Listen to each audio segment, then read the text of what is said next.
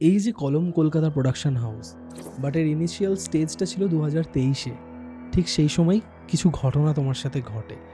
একদম শুরু থেকে বলো কি ঘটেছিল। 2023 সালে আমার এই কলম কলকাতা নামক প্রোডাকশন হাউসটা আইনিভাবে তৈরি হয়নি। তো আমি আর আমার টিম মেম্বাররা ঠিক করি যে না, কিছু কাজ তুলতে হবে। এমনিতে আমি একটি টিভি চ্যানেলের সাথে যুক্ত রয়েছি স্ক্রিপ্ট রাইটার হিসাবে। এবার ওর থ্রুতে একদিন আমার একজন চেনা জানা তিনি আমাকে বলেন যে তোর এরকম কাজ একজনের খুব পছন্দ,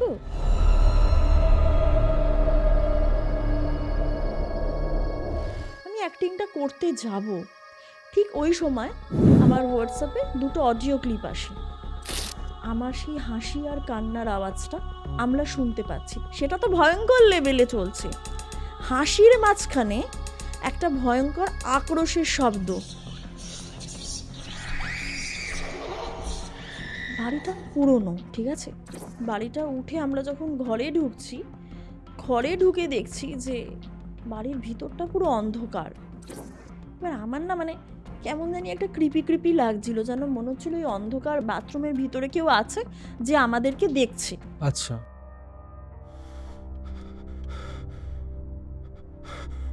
এতক্ষণ তো কাজ করেছি, সবাই একদম টায়ার্ড। আমি হাফ শোয়া অবস্থাতে বুঝতে পারছি যে ঘরের মধ্যে আমি ছাড়াও আরও কেউ একজন আছে, কারোর একটা উপস্থিতি আমি টের পাচ্ছি। যাই হোক, এবার ও স্টুডিও রুম থেকে বেরিয়ে ওয়াশরুমে যেতে যাবে, ও দেখি ধমধম করে না দরজায় বাড়ি মেরে আবার ঢুকে এলো। আনলাম কি ব্যাপার, কি সমস্যা? সবাই উঠে পড়েছে, আরে কি রে, তুই কি হলো? বলছে ভাই, আমি দেখলাম ওই যে 3 তলায় যাওয়ার সিঁড়ির মুখের যে ব্ল্যাকবোর্ড টাইপের দরজাটা, সেই দরজাটার উপরে কারুর একটা হাত রয়েছে। এবার বারান্দার দরজাও আটকাইনি আমি, কারণ আটকানোর মতো ওই অবস্থা আমার নেই। সত্যি কথা বলছি, আমি ঘরে এসে আমি স্টুডিওর দরজাটা খুলে বাইরে যাব ওদেরকে ডাকতে।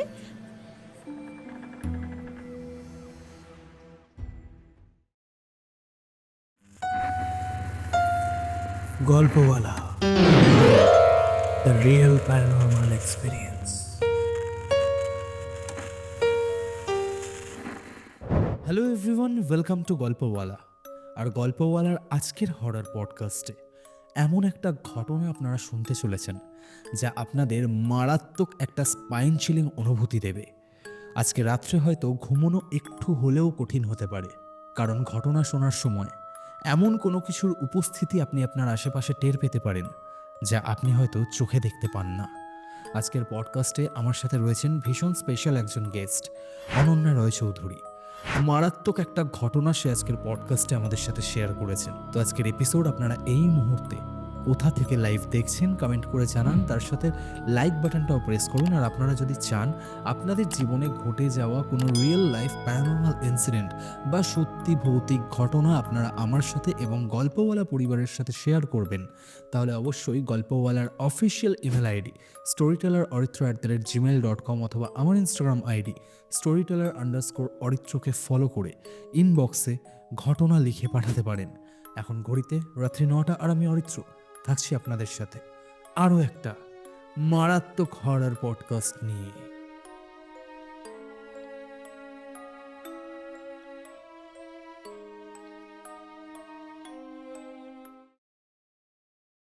Hello Ananya, hello. Welcome to Golpowala. কেমন আছো? খুব ভালো আছি, আর তোমাকে আর তোমার সমগ্র টিমকে আমি ধন্যবাদ জানাতে চাই আমাকে এখানে আমন্ত্রিত করার জন্য। Thank you so much for coming here. Basically তোমার সাথে আমার প্রথম পরিচয় হয়েছিল কলম কলকাতা থেকে। হ্যাঁ, হ্যাঁ। তো কলম কলকাতা হচ্ছে এমন একটা প্রোডাকশন হাউস, এমন একটা পেজ যেখানে তুমি এবং তোমার টিম ভীষণ মারাত্মক কিছু কাজ করছো। হ্যাঁ। আমি তোমাদের কাজ দেখেছিলাম, আর সেখান থেকেই তোমার সাথে প্রথম যোগাযোগ হয়ে ওঠে। এবং সেখানে আমি দেখেছি যে মাইথোলজি থেকে শুরু করে, নলেজ বেস থেকে শুরু করে, হরর থেকে শুরু করে, হ্যাঁ। অ্যানিমেশন, সমস্ত বিষয়গুলোকে কেন্দ্র করে তোমরা বেশ কিছু ভালো ভালো কাজ করছো, যার কিছু কাজ আমি দেখেছি। এবং সেখানে তোমার সাথে যখন আমার প্রথম কথা হয়, তুমি তখন আমায় জানিয়েছিলে যে এই পেজটা বা এই প্রোডাকশন হাউসটা যখন একদম ইনিশিয়াল স্টেজে ছিল, যখন তোমাদের হ্যাঁ, চিন্তা ভাবনায় ছিল, একদম। তখন তোমার সাথে একটা ঘটনা ঘটে, রাইট? এবং যেই ঘটনাটা ভীষণ ক্রিপি, বেশ ভয়ানক, হ্যাঁ। বেশ কিছু জিনিস তোমরা ফেস করেছো, অনেক ঘটনা তোমাদের সাথে ঘটেছে, সেগুলো তো আজকে শুনবো। তবে তার আগে আমি তোমার কাছ থেকে একটা জিনিস জানতে চাই, সেটা হচ্ছে তুমি আমাকে বলেছো বেশ কিছু মাস তুমি গল্প বলা পরিবারের সাথে জুড়ে রয়েছো। হ্যাঁ, কেমন লাগে গল্প বলার কাজ, এবং গল্প বলাতে আজকে এসে তোমার কেমন লাগছে? প্রথমেই বলি গল্পওয়ালাতে মানে তোমাকে আর তোমার সমগ্র টিম আমাকে এইভাবে আমন্ত্রণ জানিয়েছো, আমার এসে সত্যিই খুব ভালো লাগছে আমন্ত্রিত অতিথি হিসাবে এখানে এসে। এটা প্রথম কথা। দ্বিতীয় কথা হচ্ছে যে গল্পওয়ালার অনেকগুলো পডকাস্ট আমি শুনেছি, আমার খুব ভালো লেগেছে। বিশেষ করে লেক টাউনের একটা ঘটনা শুনেছিলাম, ওটা আমার প্রথম ঘটনা ছিল। তোমাকে সেখানে বলছিলামও যে ওই ঘটনাটা শুনেই কিন্তু আমি গল্পওয়ালার সাথে যুক্ত হয়েছি, আমার খুব তার ভালো মানে লেগেছে। প্রায় 1.5 বছর, হ্যাঁ, হ্যাঁ, প্রায় 1.5 বছর তুমি এই হ্যাঁ, পরিবারে হ্যাঁ, জুড়ে হ্যাঁ, আছো। হ্যাঁ, হ্যাঁ। আমার খুব ভাল লাগে পডকাস্টের প্রত্যেকটা পর্ব। আমি হয়তো দেখে উঠতে পারি না, স্বাভাবিক। বাট যে এপিসোডগুলো আমি দেখেছি সেগুলো প্রত্যেকটা আমার খুব ভালো লেগেছে। তো এই যে কলম কলকাতা প্রোডাকশন হাউস, হ্যাঁ, এর পেছনে তোমার বিশেষ কিছু প্ল্যানিং ছিল, এবং যেটা আইনতভাবে তোমরা গত বছর থেকে কাজ করা হ্যাঁ, শুরু হ্যাঁ, করেছো, হ্যাঁ, বাট এর ইনিশিয়াল স্টেজটা ছিল 2023-এ। হ্যাঁ। ঠিক সেই সময় কিছু ঘটনা তোমার সাথে ঘটে, একদম শুরু থেকে বলো কি ঘটেছিল। সত্যি কথা বলতে 2023 সালে আমার এই কলম কলকাতা নামক প্রোডাকশন হাউসটা আইনিভাবে তৈরি হয়নি। আমি জাস্ট ভাবনা চিন্তা করছিলাম যে কিভাবে কি করা যায়, কিভাবে আমরা কাজ করব, কি নিয়ে করব, এইসব চিন্তাভাবনাগুলো করছিলাম। তো এবার কোনো কিছুর একটা উদ্যোগ নিতে গেলে প্রথম পদক্ষেপ তো নিতেই হয়, আমি তো চুপচাপ বসে থাকতে পারবো না। তো আমি আর আমার টিম মেম্বাররা ঠিক করি যে না, কিছু কাজ তুলতে হবে, যেটা আমরা সেই কাজটা দেখিয়ে লোককে বলতে পারবো যে কলম কলকাতার তরফ থেকে এই কাজগুলো করা হয়েছে। Freelancing type. ফ্রিল্যান্সিং টাইপের। এমনিতে আমি একটি টিভি চ্যানেলের সাথে যুক্ত রয়েছি স্ক্রিপ্ট রাইটার হিসাবে।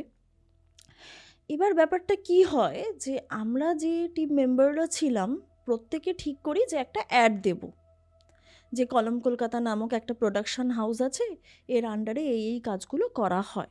কিন্তু একটা দিতে লাগেনি। আচ্ছা। যেহেতু আমি টিভি চ্যানেলে কাজ করি স্ক্রিপ্ট রাইটার হিসাবে, কেউ আমাকে জানেন যে আমি কোন সেগমেন্টের সাথে যুক্ত।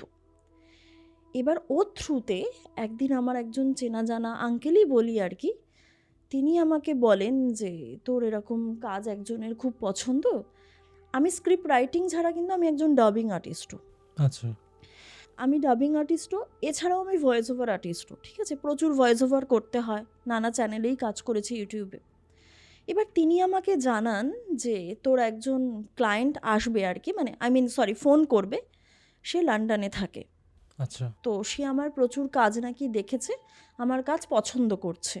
তো আমি তাকে প্রথম কথা জিজ্ঞাসা করি যে উনি কি বাংলা বোঝেন, মানে লন্ডনে থাকেন যেহেতু। তো বলছে উনি বাংলা বোঝেন কিন্তু বলতে পারেন না। ওকে।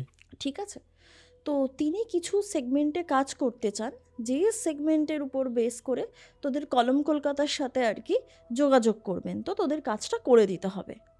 আমি বললাম ঠিক আছে, কোনো অসুবিধা নেই। এবার আমি না ব্যাপারটা অত সিরিয়াসলি নিইনি, কারণ সবে প্রোডাকশন হাউস শুরু করার চিন্তা ভাবনা করেছি। এবার একজন বলল, এরকম তো প্রচুর জনই বলে কত কথা যে তোমাদের সাথে কাজ করব, তারপর আর সবাই তো যোগাযোগ করে না। এবার আমি অত সিরিয়াসলি নিইনি, বললাম ঠিক আছে, করবে, ভালো কথা। একদিন হঠাৎ করে হোয়াটসঅ্যাপে মানে ওই ভদ্রলোক লন্ডন থেকে পিং করেন যে এরকম কথা বলতে চাই, ইংলিশেই বলছেন, আমি সেটা বাংলাতে তুলে ধরছি কথাবার্তার সারমর্মগুলো। উনি পিং করে বলেন যে আমি ফোন করব আপনাকে, আপনি যদি ফ্রি থাকেন তাহলে ধরবেন। আমি বললাম ওকে ফাইন। তো আমি আমার টিম মেম্বারদের বললাম যে দেখ, এরকম একজন ভদ্রলোক পিং করেছেন, লন্ডনে থাকেন, আমাদের হাতে হয়তো একটা কাজ আসবে। ভালো কথা, সবাই আনন্দিত, কারণ বুঝতেই পারছো ফার্স্ট কাজ আসবে কলম কলকাতার। তো ওকে ফাইন। ফোনটা এলো রাত্রি 12:30টার সময়। আচ্ছা। কারণ একটা টাইমের তারতম্য আছে দুই দেশের মধ্যে।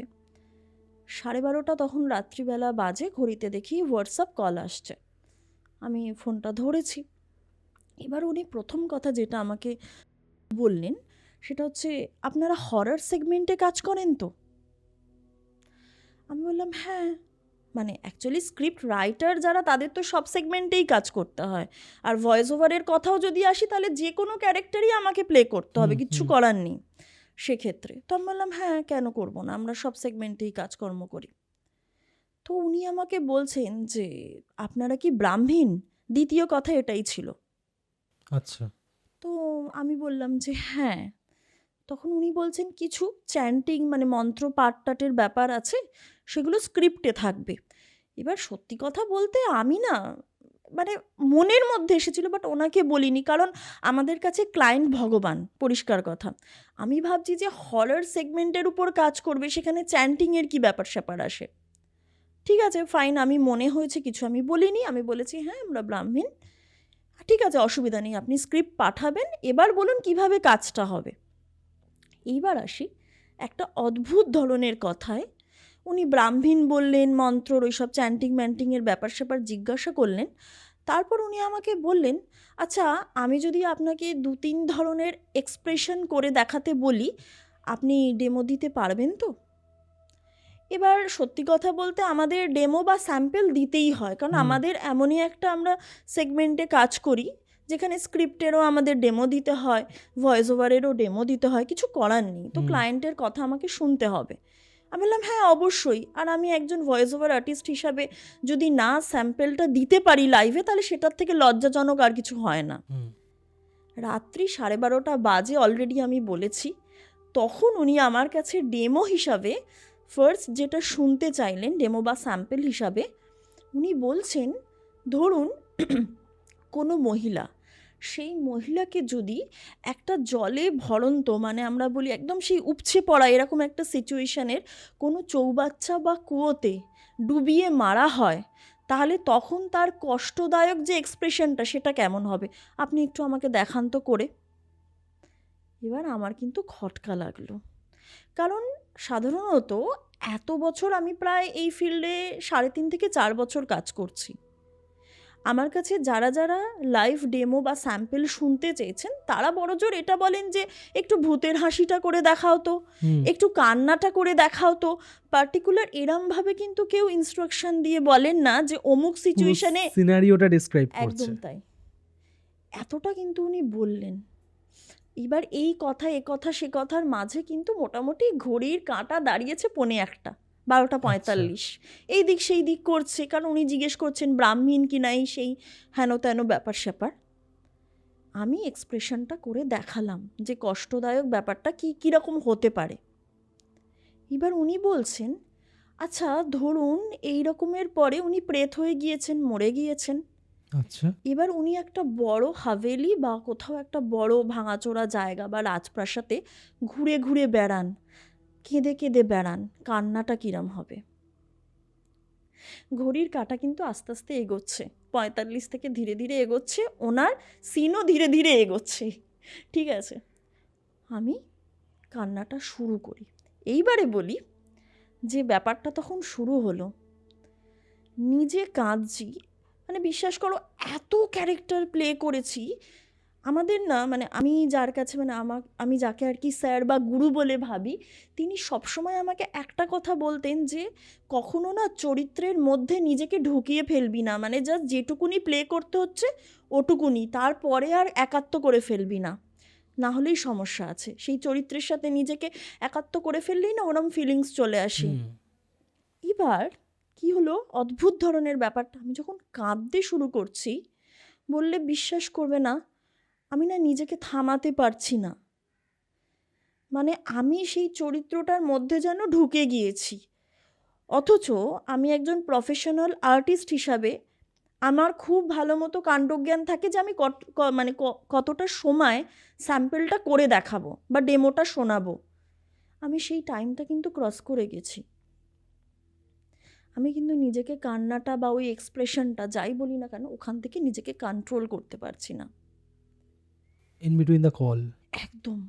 আর ওই পাশ থেকে আমাকে কিন্তু থামানোও হচ্ছে না যে আপনি থামুন বা কিছু। সাধারণত যেরম হয় যে ঠিক আছে আর লাগবে না, শোনা হয়ে গেছে, থামানো কিন্তু হচ্ছে না। এরই মধ্যে কি হলো, ঘরের লাইটটা নিভে গেছে। তোমার ঘরের লাইট? একদম। আমি ফাঁকা ঘরে বসে ডেমো দিচ্ছিলাম, ঘরের লাইটটা নিভে গেল এবং আমি পরিষ্কার ফিল করলাম আমি যে সোফাতে বসে ডেমোটা দিচ্ছিলাম, সোফাটা না বেশ নড়ে চড়ে উঠলো, মানে কি কেউ যদি ধরো হেলান দিয়ে বসার সময় সোফাতে বেশ বসে, দেখবে বেশ ভালো মতো কিন্তু একটা আলোড়ন সৃষ্টি হয়, তুমি ফিল করতে পারবে যে কেউ এসে বসলো এবং আয়েশ করে বসলো। আমি সেইরকম জিনিসটা ফিল করলাম, কিন্তু ঘরের মধ্যে কেউ ছিল না। আমার বলতে গিয়ে এখন কাটা দিচ্ছে। আমি প্রচণ্ডভাবে না একটা আতঙ্কিত হয়ে থামিয়ে দিলাম। তখন আমার হুঁশটা ফিরল যে আমি এতক্ষণ ধরে কিন্তু কেঁদে চলেছি বা ওই এক্সপ্রেশন দিয়ে চলেছি।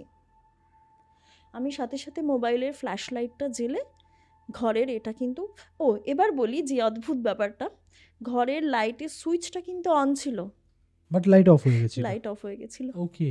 এবার আমার ঘরে দুটো মানে টিউবলাইট আছে, তো আমি আবার অন অফ করলাম, আর একটা তো ইনস্ট্যান্ট জ্বালিয়েই দিয়েছিলাম। ঘর কিন্তু তখন পুরো স্বাভাবিক পরিবেশ, কোনো অসুবিধা কিচ্ছু নেই। ভদ্রলোক কিন্তু ফোনে আছেন আমার সাথে, আমি হ্যালো হ্যালো করছি, তখন উনি কিন্তু এটার জন্য প্রশংসা করছেন যে খুব ভালো লেগেছে ওনার। এখানেই কিন্তু কথা শেষ নয়। এবার উনি বলছেন, এবার ধরুন সেই প্রেতটি, মহিলা প্রেতটি আত্মসন্তুষ্টি লাভ করেছে, মানে প্রতিশোধ নিয়েছে। প্রতিশোধ নেয়ার পরে যে সন্তুষ্টিটা, যে আমার ওপর হওয়া যে অত্যাচার তার ওপর, মানে সেটাকে বেস করে আমি প্রতিশোধটা নিতে পারলাম, সেটার যে একটা হাসি, খুশির হাসি, সেটা কিরম হবে। ঘড়ির কাঁটা কিন্তু ওদিকে এগোচ্ছে, একটা পেরিয়ে গেছে এইসব করতে করতে। আমি এইবার ওই হাসিটা জাস্ট শুরু করেছি। মা ছুটে এসেছেন, মা কোনোদিন কাজের সময় ছুটে আসেন না। আমি জাস্ট হাসিটা শুরু করেছি, মা ছুটে এসে আমাকে ইশারায়, মানে নক করে ইশারায় বলছেন তুই থাম, কারণ ভয়ঙ্কর শুনতে লাগছে। আবারও বলছি, এত চরিত্র করেছি, ভূত থেকে শুরু করে সমস্ত কিছু, কোনোদিন মা ছুটে আসেনি যে ওরে তুই থাম, কারণ মা জানে কাজ করছি আমি। মা ছুটে এসে আমাকে থামতে বলছে, মানে বুঝতে পারছো লেভেলটা সেই লেভেলে চলে গেছে, যেমন কান্না তেমন হাসি। আমি থেমে গিয়েছি। যখন আমি থেমে গিয়েছি তখন ভদ্রলোক বলছেন, ঠিক আছে আমার যা শোনার হয়ে গেছে, আমি আপনার সাথে কন্ট্যাক্ট করছি, আমরা এই কাজটা নিয়ে এগাবো, আমি শুনে নিয়েছি। বললাম ওকে থ্যাংক ইউ, বলে আমি ফোনটা রেখে দিয়েছি। হোয়াটসঅ্যাপ কলে তো রেকর্ডের কোনো ব্যাপারই নেই, আর আমি অন্য ফোন নিয়ে বসিও নি, পাশে থাকলেও আমি কিন্তু রেকর্ডার অন করিনি। এই কথাটা বলে রাখলাম, কারণ পরে গিয়ে এটার একটা যুক্তি রয়েছে, এটা একটু মাথায় রেখো তুমি কেন বললাম। এই জিনিসটা তো সব হলো। মা আমাকে বলছেন, মানে কোনো দিন এই কথাটা বলেন না, মা আমাকে সেদিন বলছে যে মানে তুই তো এত ক্যারেক্টার প্লে করেছিস, আজ এরম বীভৎস লাগলো কেন রে। আমি বললাম অ্যাক্টিং হয়তো খুব ভালো করে ফেলেছি, কিন্তু অ্যাক্টিংয়ের কথাটা নয়, অ্যাক্টিং ভালো খারাপের ব্যাপারটা নয়। মা বলছে বীভৎসতাটা, এই যে হাসি বা কান্নার হাসিটা বিশেষ করে, মানে মা ওই ঘর থেকে চলে এসেছে। মা বলছে আমার কেমন কেমন একটা লাগলো, তুই দেখে শুনে কাজ করিস। এই কথাটা লাস্ট অবধি হয়েছে, তারপর ওকে আমরা আর কিছু, এই নিয়ে আর কোনো কথাবার্তা হয়নি। শুয়ে পড়েছি। দুদিন পরের ঘটনা বলছি আমি। আমার বিজনেস পার্টনারকে আমি কথায় কথায় এরকম বলছি যে জানিস সেদিন না কিরম ক্রিপি টাইপের ব্যাপারটা হলো, এরকমভাবে হাসলাম, এরমভাবে কাঁদলাম। তো ও আমাকে মজা করে বলছে, বাপরে তুই তো বিশাল তালে ফাটিয়ে অ্যাক্টিং করেছিস, আমাকে একটু করে দেখা তাহলে, যেরকম হয় বন্ধুদের মধ্যে। আমি একটু ভয় পাই, আমি তো ভূতের ভয় টয় পাই না, দেখা টেখাও পাই না, এসব বলছে, নিজেদের মধ্যে হাসি ঠাট্টা হচ্ছে। এবার আরেকটা জিনিস আমি বলি, যেটা বলতে ভুলে গেছিলাম, ভদ্রলোকের ডিপিটা, যে কলটা এসেছিলো হোয়াটসঅ্যাপে বা পিং করেছিল, তখন কিন্তু ডিপিটায় না একটা কঙ্কালের ওই স্টিকার, দেখবে আমরা ওই ডেঞ্জার জোনে দেখবে একটা কঙ্কাল দিয়ে দুটো হার্ট টাইপের করা থাকে, ওই রকম ধরনের জিনিসটা ছিল, বাট ওই ডেঞ্জার মেঞ্জার কিছু লেখা ছিল না, বাট ওরম ধরনের ডিপিটা ছিল। একটা স্কালের ফটো ছিল। হ্যাঁ একদমই তাই, ওই রকম একটা ফটো ছিল খুলির। এনিওয়ে, তো আমার বন্ধুর সাথে এরকম কথা টথা হচ্ছে, বিজনেস পার্টনারের সাথে। তো এবার ও আমাকে বলছে, ভাই তুই অ্যাক্টিংটা একটু করে দেখা তো, কীরকম কী করলি। আর বাকি মেম্বাররাও বসে, টিম মেম্বাররা, আমি অ্যাক্টিংটা করতে যাব, ঠিক ওই সময় আমার হোয়াটসঅ্যাপে দুটো অডিও ক্লিপ আসে। অডিও ক্লিপটা কে পাঠিয়েছে না, লন্ডনের সেই ক্লায়েন্ট। অ্যাক্টিংটা আমি করতে পারলাম না। কেন আমি তোমায় বলি, ওই সময়ে ঠিক অডিও ক্লিপটা এলো। প্রথম কথা, আমি কিন্তু কোনো রেকর্ড করিনি। দ্বিতীয় কথা, উনি রেকর্ড করেছেন, কারণ অডিও ক্লিপটা চালিয়ে আমার সেই হাসি আর কান্নার আওয়াজটা আমরা শুনতে পাচ্ছি। তার মানে উনি রেকর্ড করেছেন অন্য একটা ফোনে বা কিছুভাবে। এবার যে কথাটা বলার আমার, সেটা হচ্ছে আমার হাসি কান্না শোনা যাচ্ছে তো ঠিক আছে, সেটা তো ভয়ঙ্কর লেভেলে চলছে। হাসির মাঝখানে একটা ভয়ঙ্কর আক্রোশের শব্দ, মানে হাহা করে যেন হাসিটা আত্মসন্তুষ্টির, মাঝে মাঝে যেন মনে হচ্ছে পাশ থেকে কেউ একটা আক্রোশের স্বরে আর কি এরকম ধরনের আওয়াজটা করে যাচ্ছে। মানে সিরিয়াসলি অডিও ক্লিপ পুরোটা কিন্তু শুনতে পারিনি, অফ করে দিলাম। দ্বিতীয় অডিও ক্লিপটা চালিয়েছি কান্নার অডিও ক্লিপটা চালাতে গিয়ে টিভি খারাপ হলে সেরকম ঝিট ঝিট ঝিট ঝিট টাইপের আগেকার দিনে কেমন একটা সাউন্ড হতো না, ওরকম একটা শব্দ হচ্ছে। পাশাপাশি দেখবে বিড়াল বা কুকুররাও একটা গর্জন করলে কিনা গড় গড় টাইপের একটা শব্দ হয়। ফাঁকা ঘরে আমি রেকর্ড করেছিলাম, আশেপাশে কোনো কিচ্ছু নেই, ওই আওয়াজটা আসবে কোথা থেকে? আক্রোশের আওয়াজ, গর্জনের আওয়াজ। আমরা কিন্তু অডিও ক্লিপ পুরো শুনতে পারিনি, আমরা ওখানেই অফ করে দিই। সাথে সাথে আমার টিম মেম্বাররা বলে, ভাই এ ডিলিট করে দে, এ আর শুনে কোনো লাভ নেই। ঠিক আছে, আমরা কিন্তু ডিলিট করে দিই। এবার তুমি আমাকে একটা কথা বলো, যে ওখানে অ্যাক্টিং আমি করে দেখাতে পারলাম না।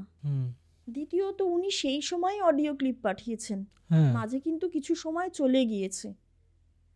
এটা একটা অদ্ভুত ধরনের কাকতালীয় মিল না, যে ওই সময়তেই পাঠাচ্ছে। এবার আমার বন্ধুটা বলছে, ভাই তাহলে কি অ্যাক্টিংটা করতে ইচ্ছা করেই দিল না এই শব্দগুলো শোনাবে বলে? মানে এই আক্রোশের শব্দ, গর্জনের শব্দ। ফাঁকা ঘরে তো এটা সম্ভবই না, আমি একা বসেছিলাম। মানে এটা একটা অদ্ভুত ধরনের কৃপি জিনিসপত্র শুরু হলো। তার সাথে আমাদের নতুন ভৌতিক অধ্যায় শুরু হলো এই কাজটার সাথে সাথে। ঠিক আছে, এইটা তো গেল, ওকে ফাইন। এইবার ভদ্রলোক তোমার ওই সেই দিনই মনে হয় ফোন করেছিলেন কি পরের দিন। ও, এর মাঝে আর একটা ঘটনা। এই আমার বন্ধু বা কাম বিজনেস পার্টনার বলল কি, যে ভাই এবার না আমি ভিডিও কলে ওনার সাথে কথা বলবো, আমাকে দেখতে হবে যে উনি কেমন। মানে একে তোকে এরকম ডিটেলসে সিন বলে বলে এক্সপ্রেশন করিয়েছে, তারপর আবার এই সময় অডিও ক্লিপ পাঠিয়েছে, অডিও ক্লিপের মধ্যেও এই ধরনের সাউন্ডগুলো শোনা গিয়েছে। আমি ভিডিও কল করে করে দেখবো যে, মানে আমি ভিডিও কল করে ওনার সাথে কথা বলবো, কারণ ক্লায়েন্ট হিসেবে তো কথা বলতেও হবে, এমনিতে রেট চার্ট মার্ট নিয়ে আলোচনা করতে হবে। তুমি বিশ্বাস করবে না, ওনাকে যতবার আমি বলছি যে আমার বিজনেস পার্টনার কথা বলবে আপনার সাথে, উনি জিজ্ঞেস করলেন মেল না ফিমেল। আমি বললাম মেল। উনি কথা বলতে আগ্রহীই নয়। মানে ফিমেল ছাড়া কথা বলেন না? জানি না। আচ্ছা। উনি কথা বলতে আগ্রহীই নয়। তার থেকেও বড় কথা যেটা, সেটা উনি বললেন যে কত কি আপনার রেট বা চার্জ নেবেন আমাকে বলুন, আমি না অ্যাডভান্স করে দেব। কোনো বার্গেনিং নেই, কিচ্ছু নেই, যা আমরা রেট বলবো উনি সেটাই নাকি দিতে রাজি। এরকম ক্লায়েন্ট তো পাওয়াই যায় না। তার উপর হচ্ছে সত্যি কথা বলতে গিয়ে আমাদের ফার্স্ট কাজ এটা। মানে বাপরে, হেভি ব্যাপার তো। মানে কিছুই দরাদরির কোনো ব্যাপার নেই, কিছু নেই, উনি একদম রেডি কাজ করার জন্য। ওই সময় একটা কথা আমি বিজনেস পার্টনার বা আমার টিম মেম্বারদের বলতে ভুলে গিয়েছিলাম। সেটা হচ্ছে, উনি কিন্তু আমাকে জিজ্ঞাসা করেছিলেন মন্ত্র আর চ্যান্টিংয়ের ব্যাপারটা, আর আমরা ব্রাহ্মীণ কিনা। এই দুটো জিনিস উনি প্রথমে আমাকে জিজ্ঞাসা করেছিলেন। এটা কিন্তু আমি বেমালুম বলতে ভুলে গিয়েছি, কারণ এমন এমন কিছু ঘটনা হয়েছে আমার আর খেয়াল নেই ওটা বলার মতো অবস্থাতেই ছিলাম না। যাই হোক, ভুলে গেছি, ভালো কথা। তো উনি কি করলেন, আমি বিজনেস পার্টনারকে বললাম যে এইরকম ভাই, উনি না কথাই বলতে চাইছেন না, আমরা কি চার্জ নেব সেইটা তুই একটা চার্ট তৈরি করে পাঠিয়ে দে, আমি হোয়াটসঅ্যাপ করে দিচ্ছি, ও মনে হয় যোগাযোগ করবে না, এইরকম আমরা বলেছি। আমরা চার্ট পাঠিয়েছি, চার্টের যে রেটের ব্যাপারটা ওটা পাঠিয়েছি। উনি দেখি কিছুক্ষণ পরে অ্যাডভান্স করলেন। কোথা থেকে অ্যাডভান্স করলেন না, চেন্নাইয়ের একটা ব্যাঙ্ক অ্যাকাউন্ট থেকে অ্যাডভান্সটা চলে এলো কিন্তু। ঠিক আছে, এবার উনি বলেছিলেন যে স্ক্রিপ্টগুলো ইংলিশে আসবে, খুব স্বাভাবিক, ইংলিশেই আমাদের করতে হবে। স্ক্রিপ্টও উনি বললেন 4-5 দিনের মাথায় চলে আসবে। এবার কটা স্ক্রিপ্ট পাঠাবেন? একসাথে 25টা। আচ্ছা। 25টা স্ক্রিপ্ট পাঠাবেন, ভালো কথা। এবার 25টা স্ক্রিপ্ট রেডি করার জন্য আমাদের সব টিম মেম্বারকে একসাথে বসতে হবে। কজ হচ্ছে আমাদের ভয়েস ওভারের কাজ হবে, তারপর সাথে সাথে ওটা এডিটিং টেকনিক্যাল যে ব্যাপারগুলো সেখানে চলে যাবে। আমাকে মোটামুটি 7 দিনের মধ্যে 10টা তো ওনাকে ডেলিভার করতেই হবে, কিছু করার নেই। তো আমাদের এর জন্য প্রয়োজন ছিল একত্রে বসে কাজ করার জন্য একটা স্টুডিও, এবং স্টুডিওটা সেট আপ করার জন্য একটা বাড়ির দরকার ছিল, যেখানে বসে আমরা কাজ করতে পারবো ছড়িয়ে ছিটিয়ে। তো এইরকম বাড়ির খোঁজ শুরু হলো। ওকে, এইরকম বাড়ির খোঁজ শুরু হতে হতে 7-10 দিন আমরা টাইম চেয়ে নিলাম ওনার কাছে। মাঝে একটা হাওড়ার মানে খুবই ভিতর দিকে একটা বাড়ি খুঁজে পাওয়া গেল।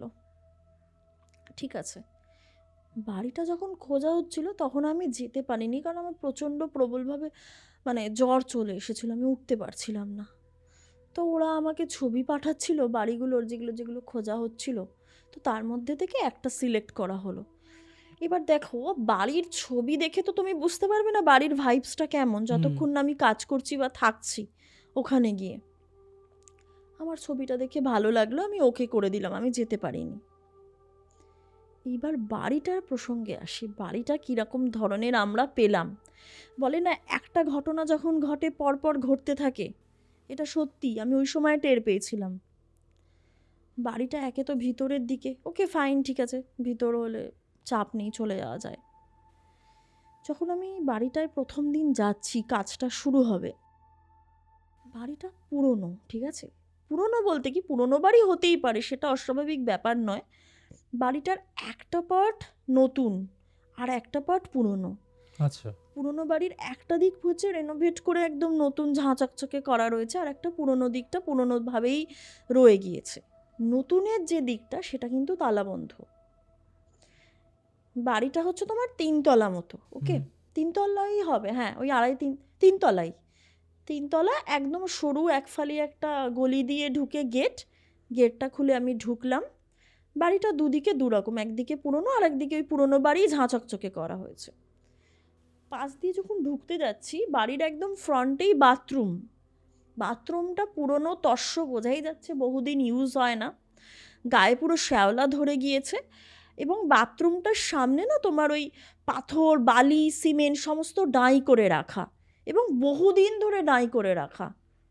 পাশে হচ্ছে বাঁশ রাখা, মনে হয় ওই বাড়িটার হচ্ছে নতুন যে ঝাঁ চকচকে জিনিসগুলো করা হয়েছিল ওটার জন্যেই মনে হয় বালি সিমেন্টগুলো পড়া ছিল, ওগুলো আর তোলা হয়নি। এবং দেখবে বহুদিন ধরে বাঁশ টাঁশ পড়ে থাকলে না একটা কিরম গন্ধ বেরোয়, যেন একটা কিরম মানে স্যাঁতস্যাঁতে টাইপের একটা কিরম গন্ধ থাকে। শ্যাওলারও একটা গন্ধ থাকে, কিন্তু ওরকম ধরনের গন্ধ নাকে আসছিল যখন ঢুকছি আর কি। এবার বাথরুমটা দেখেই না তোমার যেন কিরম একটা মনে হবে যে তাড়াতাড়ি করে বাবা এখান থেকে সরে যাই, হয় না কিছু কিছু পরিবেশ একটা দাঁড়ানোতে মানে ঠিক লাগে না জিনিসপত্র। এবার বাড়িটা উঠে, মানে বারান্দাটা বিশাল বড় আর কি, চওড়া। বাড়িটা উঠে আমরা যখন ঘরে ঢুকছি, ঘরে ঢুকে দেখছি যে বাড়ির ভিতরটা পুরো অন্ধকার। আমি আমার টিম মেম্বারদের বললাম যে হ্যাঁ রে, আমাকে তো অন্যরকম ছবি দেখিয়েছিলিস। বলছে না না, আমরা তো ওপরটা ভাড়া নিয়েছি, তুই ওপরে চল, এটা নিচ, ওপরটা আমরা পুরো সাজিয়ে গুছিয়ে অন্য জগৎ করে ফেলেছি। বললাম ভালো কথা, ওকে। এবার বাড়ির সিঁড়ির মুখটাতেই একটা বাথরুম, আবার সেই, এবার ঢুকছি যখন আমি, দূর থেকে কয়েক পা মানে দূরে আছি বাথরুমটার, বাথরুমের দরজাটা খোলা, বাথরুমের ভিতরে কিন্তু একটা ওই চৌবাচ্চা, ঠিক আছে। এবার আমার না মানে কেমন জানি একটা ক্রিপি ক্রিপি লাগছিল, যেন মনে হচ্ছিল ওই অন্ধকার বাথরুম, মানে বাথরুমের ভিতরে কেউ আছে যে আমাদেরকে দেখছে। এটা আমার মনের ভাবনা, ঠিক আছে, বাকিদের কোনো কিছু চাপের ব্যাপার না। এবার যে জিনিসটা হয়, বাড়ির মালকিনের একটু আমাকে ঘটনাটার জন্য একটু চেহারার বর্ণনা দিতে হবে। সেটা হচ্ছে, উনি না ভীষণ মোটা সোটা, হুইল চেয়ারে বসা, মানে উনি হাঁটতে পারতেন না, উনি আর এখন নেই, যাই হোক, মারা গিয়েছেন আর কি, সেটাও বলবো। তো উনি না হাঁটতে পারতেন না, হুইল চেয়ারে থাকতেন, ভীষণ মোটা সোটা, এবং ওনার মাথায় না মানে চুল নেই বললেই চলে, মনে হয় কোনো অসুখের জন্য হয়তো ওই জিনিসটা হয়েছে। বাড়ির ভিতরটা পুরোপুরিভাবে অন্ধকার, কেবলমাত্র একটা টিমটিমে ওই তোমার নর্মাল বাল্ব, এলইডিও বাল্ব নয়, নর্মাল বাল্ব জ্বলছে, ঠিক আছে। তো ভদ্রমহিলা একদম কোণার দিকে গিয়ে বসে রয়েছে, বাড়িতে আর কেউ থাকেই না, ভদ্রমহিলা পুরো একা, আর একজন ওনাকে দেখভাল করতে মানে করার লোক আছে, সে আসে বোধহয়, কিছুক্ষণ থাকে টাকে চলে যায়, মানে অত বিস্তারিত তো খবর নেওয়া যায় না, যেটুকুনি আর কি শুনেছি। তো আমরা এলাম, ওনার ঘরের পাশ দিয়ে ঢুকলাম, বাথরুমটা ওরকম আমার যেন মনে হলো। সিঁড়ি দিয়ে উঠলাম, সিঁড়ি দিয়ে উঠে দোতলায় যখন পা রেখেছি, দোতলার বাঁদিকে আমাদের স্টুডিওর জন্য রুম নিয়েছি আমরা, ডান দিকের ঘরটা না পুরো ওরকম হল ঘরের মতো, হাঁ করা, অন্ধকার, দরজা খোলা। আচ্ছা। দেখে কেমন একটা যেন লাগবে, মানে পুরো বাড়িটাই অন্ধকার একদম, কোথাও কোনো তোমার যে একটু কাজের এন্থু হবে বা উৎসাহ পাবে এরকম ধরনের কিন্তু ওঠাকালীন কিছু লাগবে না। তো আমি বলছি, হ্যাঁ রে ভাই, কাজ করতে পারবো, ভূতের আবার তার উপর হরর সেগমেন্টে কাজ হবে। বলছে তুই ঢোক না, দরজা খুলে দেখবি অন্য জগতে চলে এসছিস। এবার আমি সত্যি ঢুকলাম, আমাদের পুরো স্টুডিওটা আমাদের মতো করে পুরো সাজিয়ে নেওয়া হয়েছে, মানে স্টুডিওর ভিতর বসাকালীন মনে হবে না যে দরজা খুললে একটা অন্ধকার জগতে পা দেব। ওকে, আমাদের কাজ তো শুরু হলো, ভালো কথা। এইবার বলি, স্ক্রিপ্টটা যখন খুললাম, স্ক্রিপ্ট খুলে দেখছি হরর সেগমেন্টের ওপর স্ক্রিপ্ট, সবই ঠিক আছে, কোথায় গল্প, কোথায় কি। স্ক্রিপ্টের ভিতরে আছে ডাকিনী, যোগিনী, আর হচ্ছে যক্ষিণী, পুরো একদম বড় বড় করে একদম তোমার এতে লেখা, ফন্টে লেখা, বোল্ড ফন্টে, ডাকিনী, যোগিনী, যক্ষিণী, এরকমভাবে লেখা রয়েছে, বুঝলে, স্ক্রিপ্টের ভিতর। লন্ডনের স্ক্রিপ্ট। লন্ডনের স্ক্রিপ্ট আরও আছে এখানে, আরও মানে অবাক হওয়ার পালা পরপর আসবে। স্ক্রিপ্টটা পাতা উল্টেছি, স্ক্রিপ্টের ভিতর গল্প বলতে কি আমি বলি, প্রত্যেকটা গল্পতেই মানে 25টা সেট এসেছিলো আমাদের কাছে, তো না সরি, একটা সেটে 25টা ছিল আর কি। স্ক্রিপ্টটা খুলেছি, গল্প বলতে কি, কোনো একটা মানুষ হয় মরে যাচ্ছে, সেই মরে যাওয়ার পর সেই মানুষের আত্মাকে কেউ ডেকে আনছে, তারপর সেখানে যজ্ঞ হচ্ছে, যজ্ঞর নিয়মকানুন, এরপরে যে ব্যাপারটা সেটা হচ্ছে মন্ত্র পাঠ, যেটা সেটা পরিষ্কার বাংলাতে লেখা, ইংলিশ ফন্টে পুরো গোটা স্ক্রিপ্ট, খালি ওই মন্ত্রের জায়গাগুলো পুরো বাংলাতে লেখা। মানে এইটা তো মানে অদ্ভুত ব্যাপার, আমরা ভাবছি এইরকম আবার স্ক্রিপ্টে কীরকম ব্যাপার স্যাপার থাকে। এবার আমাদের খেয়াল হলো, ভদ্রলোক আমাদের জিজ্ঞাসা করেছিলেন যে আমরা ব্রাহ্মণ কি না। আমরা নিজেরা ভাবি যে তার মানে আমরা কি ভালো করে মন্ত্রতন্ত্র পাঠ ঠিক মতো করতে পারবো কি না, ভালো করে করতে পারবো কি না, সেটার জন্যই কি উনি জিজ্ঞাসা করেছিলেন। এটার একটা লিঙ্ক আমরা খুঁজে পেলাম, তখন আমি ওদেরকে ব্যাপারটা পুরো বললাম, প্রথমে তো আমি বলিনি, এই ব্যাপারটা আমি ভুলে গিয়েছিলাম বলতে। যাই হোক, এইবারে আসি কাজ শুরুর ঘটনা। কাজ শুরু হয়েছে, আমার বিজনেস পার্টনার যে ভূত কিছু মানে না, ধরো মোটামুটি ন্যারেশনের পাঠ করতে করতেই আমাদের 5:30 6টা হয়ে গিয়েছে। এরপরে আসবে হচ্ছে মন্ত্রপাঠ, হেন তেন ওইসবের ব্যাপারটা। তো ও ব্রাহ্মণ, ও প্রচুর মানে পূজা পাঠ সমস্ত কিছু করে। তো ও বলল যে ঠিক আছে, আমি তাহলে পূজা পাঠের মানে ওই জায়গাগুলো পার্টিকুলার আমি করছি। ভালো কথা, কর। ও না, যখন ওই পূজা পাঠটার ওই মন্ত্রতন্ত্রের ব্যাপারগুলো এসেছে, ও না এমনভাবে করতে শুরু করেছে, সেই দুলে দুলে আমরা যেরকম বাড়ির পুজো করি যখন একদম মন দিয়ে পাঁচালি বা কিছু ওই রকম ব্যাপার, ও দুলে দুলে সেটা করা স্টার্ট করেছে এমনভাবে, ওর নিজের খেয়াল নেই যেটা ও কাজ মানে কাজের জন্য বসেছে। ও রীতিমতো চোখ বুজে সেই গলা টলা, সেই মানে একদম গলা ছেড়ে ওইরমভাবে পুরো করতে শুরু করেছে। আমরা না এই ওর মুখের দিকে তাকাচ্ছি, ভাই এটা কি হচ্ছে। ও কি কখনো ওই ধরনের প্র্যাকটিস করেছে এর না, আগে? কিচ্ছু করেনি, তবে ও পূজা পাঠ করতো, মানে আচ্ছা। দুর্গা পুজো টুজো সব কিছু করতো। এবার ওই মন্ত্র যে কিসের মন্ত্র সেটা তো আমরা জানি না, কারণ তখন তো এইসব ব্যাপারে অতটা আগ্রহও আমার ছিল না, ঠিক আছে, আমার কেন কারুরই খুব একটা কিছু ছিল না। এবার যে জিনিসটা হলো, ওকে আমরা আস্তে করে এরকম এরকম করছি যে থাম বা কিছু, ওর সেসব কোনো বালাই নেই। ও রীতিমতো মন দিয়ে একদম পুজো করে যাচ্ছে। আচ্ছা। মনে হচ্ছে মন্ত্রটা না ওকে ভীষণভাবে আকর্ষিত করছে। একে তো আমরা ন্যারেশনের যে পার্টগুলো ওখানে অলরেডি বলে ফেলেছি, কি মানুষ মরে গিয়েছে, আত্মাকে ডেকেছে, হেন তেন, তার উপর মন্ত্র উচ্চারণ ওইভাবে তুমি ভাবো। মানে ওর কোনো হুঁশই নেই। যেন মনে হচ্ছে আমি যেরমভাবে হাসছিলাম বা কাঁদছিলাম ঠিক সেমভাবে ও মন্ত্র উচ্চারণের মধ্যে ঢুকে পড়েছে। আমরা শেষ অবধি ওকে ঠেলা দিই, ভাই এটা কাজ, তুই এখানে সত্যিকারের মন্ত্র উচ্চারণ করতে বসিসনি। ওর না তখন একটা কীরকম হুঁশ ফেরে যে সত্যিই তো এতক্ষণ ধরে কি করছিলাম, সে একদম আলাদাই লেভেলে ভক্তি ভরে মন্ত্রগুলো উচ্চারণ করে দিয়েছে। এবারে আরও সব বাকি সমস্ত পার্টগুলো আছে, ভয়েস ওভার, তারপরে যাবে টেকনিক্যাল টিমের কাছে।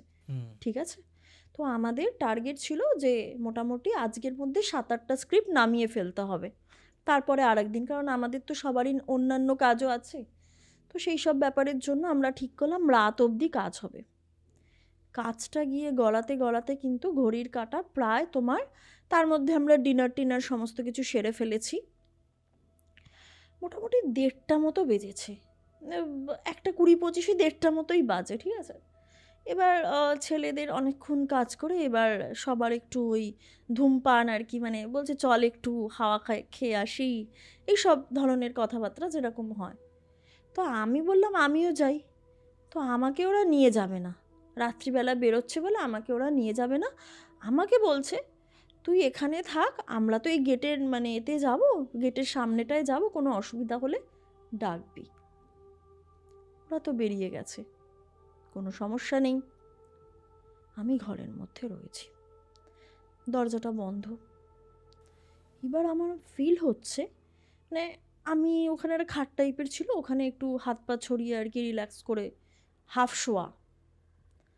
আর ঘরের মধ্যে এরকম লাইট জ্বলছিল, ও না, ওরা যখন গেল লাইটটা নিভিয়ে দিয়ে একটা ল্যাম্প টাইপের জ্বালিয়ে রেখেছি, কারণ এতক্ষণ তো কাজ করেছি, সবাই একদম টায়ার্ড। আমি হাফ শোয়া অবস্থাতে বুঝতে পারছি যে ঘরের মধ্যে আমি ছাড়াও আরও কেউ একজন আছে, কারোর একটা উপস্থিতি আমি টের পাচ্ছি। কিভাবে এবারে আমি বলি, দেখবে তুমি যদি হাফ শোয়া থাকো, তোমার মাথার পিছন দিকটা তুমি পুরোপুরি কিন্তু ঘুমাওনি, এরকম একটা অবস্থায় যদি তুমি থাকো, দেখবে কিন্তু তোমার আশেপাশ দিয়ে কেউ দাঁড়ালে, হাঁটা চলা করলে তুমি কিন্তু একটা প্রেজেন্স তার অনুভব করতে পারবে। আমি কিন্তু ওই রকম একটা প্রেজেন্স অনুভব করতে পারছি। একবার সে আমার মাথার কাছে আসছে, একবার সে আমার পাশে আসছে, একবার সে আমার পায়ের দিকটায় যাচ্ছে, এরকম কিন্তু প্রেজেন্স আমি কন্টিনিউয়াসলি ফিল করছি। প্রথমে আমি অত আমল দিইনি, মনের ভুল ভেবেছি, কারণ এত কাজকর্ম করেছি তো। এইবারে আমি তোমাকে বলি যে জিনিসটা হলো, ঘরের কোণার দিকে, যেহেতু ফার্স্ট কাজ ওটা আমাদের ছিল, ঘরের কোণার দিকে না, তখন আমরা একটা তোমার ওই জলের জার রেখেছিলাম, জল ওখানে ছিল, ওটা থেকে করে করে আমরা খাচ্ছিলাম।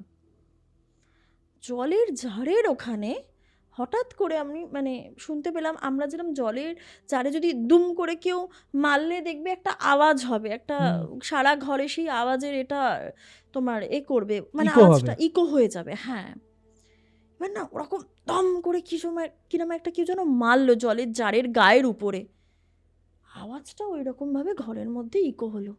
আমি বললাম এটা তো স্বাভাবিক না, আমি তো আর মারিনি, ঘরে কেউ নেই, পার্টিকুলার ওই জায়গাটা থেকে দুম করে ওরকম একটা আওয়াজ হলো। এইবারে জলের জারের থেকে চলে এলো মাইক যেখানে ছিল টেবিলের তলাতে, ঠিক আছে, টেবিলের তলাতে স্পষ্ট আমি শুনছি একটা করে ওই পায়ে যাতে টুল রাখা ছিল, টুলটার উপর যাতে পাটা দিয়ে রাখতে পারি আমরা, অতক্ষণ তো কাজ করছি। টুলটা সরালে দেখবে এটা ঘর করে একটা আওয়াজ হয়, কেউ যদি একবারে আর কি পায়ে একটা এতে সরায়, টানে আর কি, একটা ঘর করে আওয়াজ, জলের জার ফার্স্টে, তারপর ওই টুলের ওখানে। আমি বলছি ভাই আমি আমি বলছি নিজেকেই বলছি ভাই এটা কি হচ্ছে, আমি তো ঘরে একা রয়েছি। এবার আমি সাথে সাথে আমার মোবাইলের ফ্ল্যাশ লাইটটা জ্বালাই, ঘরের মধ্যে পুরো করি, কোথাও কিচ্ছু নেই। কিন্তু জলের যে জারটা ছিল, জলের জারের পাশে পর্দা ছিল, পর্দাটা এরকমভাবে দেয়া ছিল, পর্দাটা পুরো সরানো, জানলাটা একটুখানি ফাঁক। আমরা তো আর ফাঁক করে রেকর্ডিং করব না।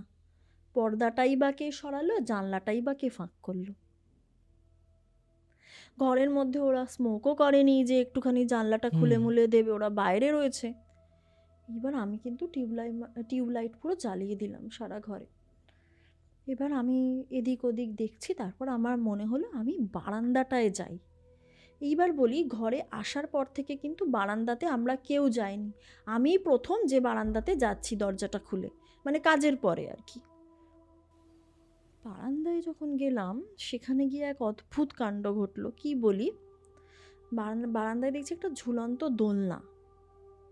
এবার দেখবে, দোলনাতে কেউ যদি না দুলে বসে দোলনাটাকে পাকাতে থাকে অল্প অল্প করে, দোলনার ওই ওপরের দড়িটায় কিন্তু প্যাঁচ পড়ে, ঠিক আছে, রাইট। ডান দিক করে ওই রকম। এবার বারান্দায় গেছি, বারান্দার লাইট জ্বালিয়েছি, নিচে তাকিয়েছি, ওদেরকে দেখতে পাচ্ছি না। খেয়াল পড়েছে দোলনাটার দিকে। দোলনাটা বারান্দার একদম শেষ প্রান্তে। মানুষের মোটামুটি সাধারণত দোলনা কোথায় থাকে, মাঝখানটায় থাকে বা আর একটু সাইডে থাকে, একদম শেষ প্রান্তে দোলনা। আর তোমার বারান্দার না গ্রিলের পাশেই আর কি ধাপ বসার মতো। আমি দেখছি লাইট জ্বালানো অবস্থাতেই বারান্দাতে দোলনাটা না মানে আস্তে আস্তে প্যাঁচ খাচ্ছে। হাঁ করে দোলনাটা দুলছে এরম না, প্যাঁচ খাচ্ছে, যেন কেউ বসে বসে আস্তে আস্তে দোলনাটায় মানে দোলা না, কি বলবো, মানে ঘুরছে। হ্যাঁ, প্যাঁচটা আস্তে আস্তে আমি দেখছি ধীরে ধীরে ধীরে ধীরে নিচের দিকে নামছে। আমি প্রচণ্ড ভয় পেয়ে গেছি। মানে আমি বারান্দাতে ওই দৃশ্য দেখার পরে থাকতে পারিনি। আমি দরজাটা খুলে জাস্ট স্টুডিও রুমে এসে, এবার বারান্দার দরজাও আটকাইনি আমি, কারণ আটকানোর মতো ওই অবস্থা আমার নেই, সত্যি কথা বলছি। আমি ঘরে এসে আমি স্টুডিওর দরজাটা খুলে বাইরে যাব ওদেরকে ডাকতে, দেখি ওরা সিঁড়ি দিয়ে উঠছে। এইবার ওরা আমাকে দেখে বুঝতে পেরেছে কিছু একটা সমস্যা হয়েছে। কিন্তু আমি জানি যে এখন যদি আমি কিছু বলি তাহলে কাজে হ্যাম্পার হবে, প্রথম কথা। দ্বিতীয় কথা, হ্যাম্পার হলে আমার আবার বাড়ি যেতে মানে চাপ হয়ে যাবে, কারণ আমাকে ডেলি এপিসোডের কাজ করতে হয়, বাড়িতে গিয়ে আমাকে আবার সেটাও করতে হবে। এরম একটা ব্যাপার স্যাপার রয়েছে। আমি কিছু আর বলিনি। এবার দেখবে কোনো যদি ঘটনা হয়, প্রথমে কিন্তু আমরা এটাই ভাবি যে মনের ভুল, সেটা বলেই বিশেষ ক্ষেত্রে আমরা চালানোর চেষ্টাটা করি। যখন গিয়ে আর সেটাও কাজ করে না, তখন আমরা সিদ্ধান্তে আসি যে না, সত্যি ওখানে ওরম কিছু হয়েছিল। ঠিক বললাম তো? সবাই প্রথমে ডিনায়ালেই যায়। হ্যাঁ হ্যাঁ, তো আমার ক্ষেত্রেও সেই জিনিসটাই হয়েছে। আমি আর কিছু বলিনি। ওরা এসে সব বারান্দার দরজা আটকেছে, জানলা মাল্লা আবার আটকে মাটকেছে। ভালো কথা, আবার কাজটা শুরু হয়েছে। আমার এবার ওই সময় একটা ভাগ্য ভালো, আমার কিন্তু কোনো ভয়েস ওভারের ব্যাপার স্যাপার ছিল না, বাকিরা সব করবে। আচ্ছা। আমি কিন্তু ওখানে বসে আছি। এইবার আমার টিম মেম্বারদের মধ্যে একজনের ওয়াশরুম যাবার প্রয়োজন। তখন ঘড়িতে কটা বাজে, ওই তোমার 2:45 মতো। সে ওয়াশরুমে যাওয়ার জন্য দরজাটা খুলেছে। এবার বলি, এখানে একটা জায়গা মিস করে গিয়েছিলাম আমি। দোতলার হচ্ছে আমাদের একদিকে স্টুডিও রুম ছিল, আর একদিকে হাঁ করা একটা বড় হলঘর ছিল, অন্ধকার। আর এই যে আমাদের স্টুডিও রুমের লাগোয়াই মানে এদের ওয়াশরুমটা ছিল আর কি, যেটা আমাদের ইউজ করার জন্য দেয়া হয়েছিল। আর ওয়াশরুমের লাগোয়া 3 তলায় যাওয়ার সিঁড়ি। 3 তলায় যাওয়ার সিঁড়িতে ভর্তি সব পুরনো আসবাবপত্র বস্তায় করে করে রাখা। 3 তলায় যাওয়ার সিঁড়িতে না একটা ওই ব্ল্যাকবোর্ড সাইজের ঠিক একটা দরজা টাইপের, কাঠের। ওটাকে আমি ব্ল্যাকবোর্ডই বলেছিলাম আর কি, কালো রঙের পুরো আর কি, ওই রকম দরজা ছিল, ঠিক আছে।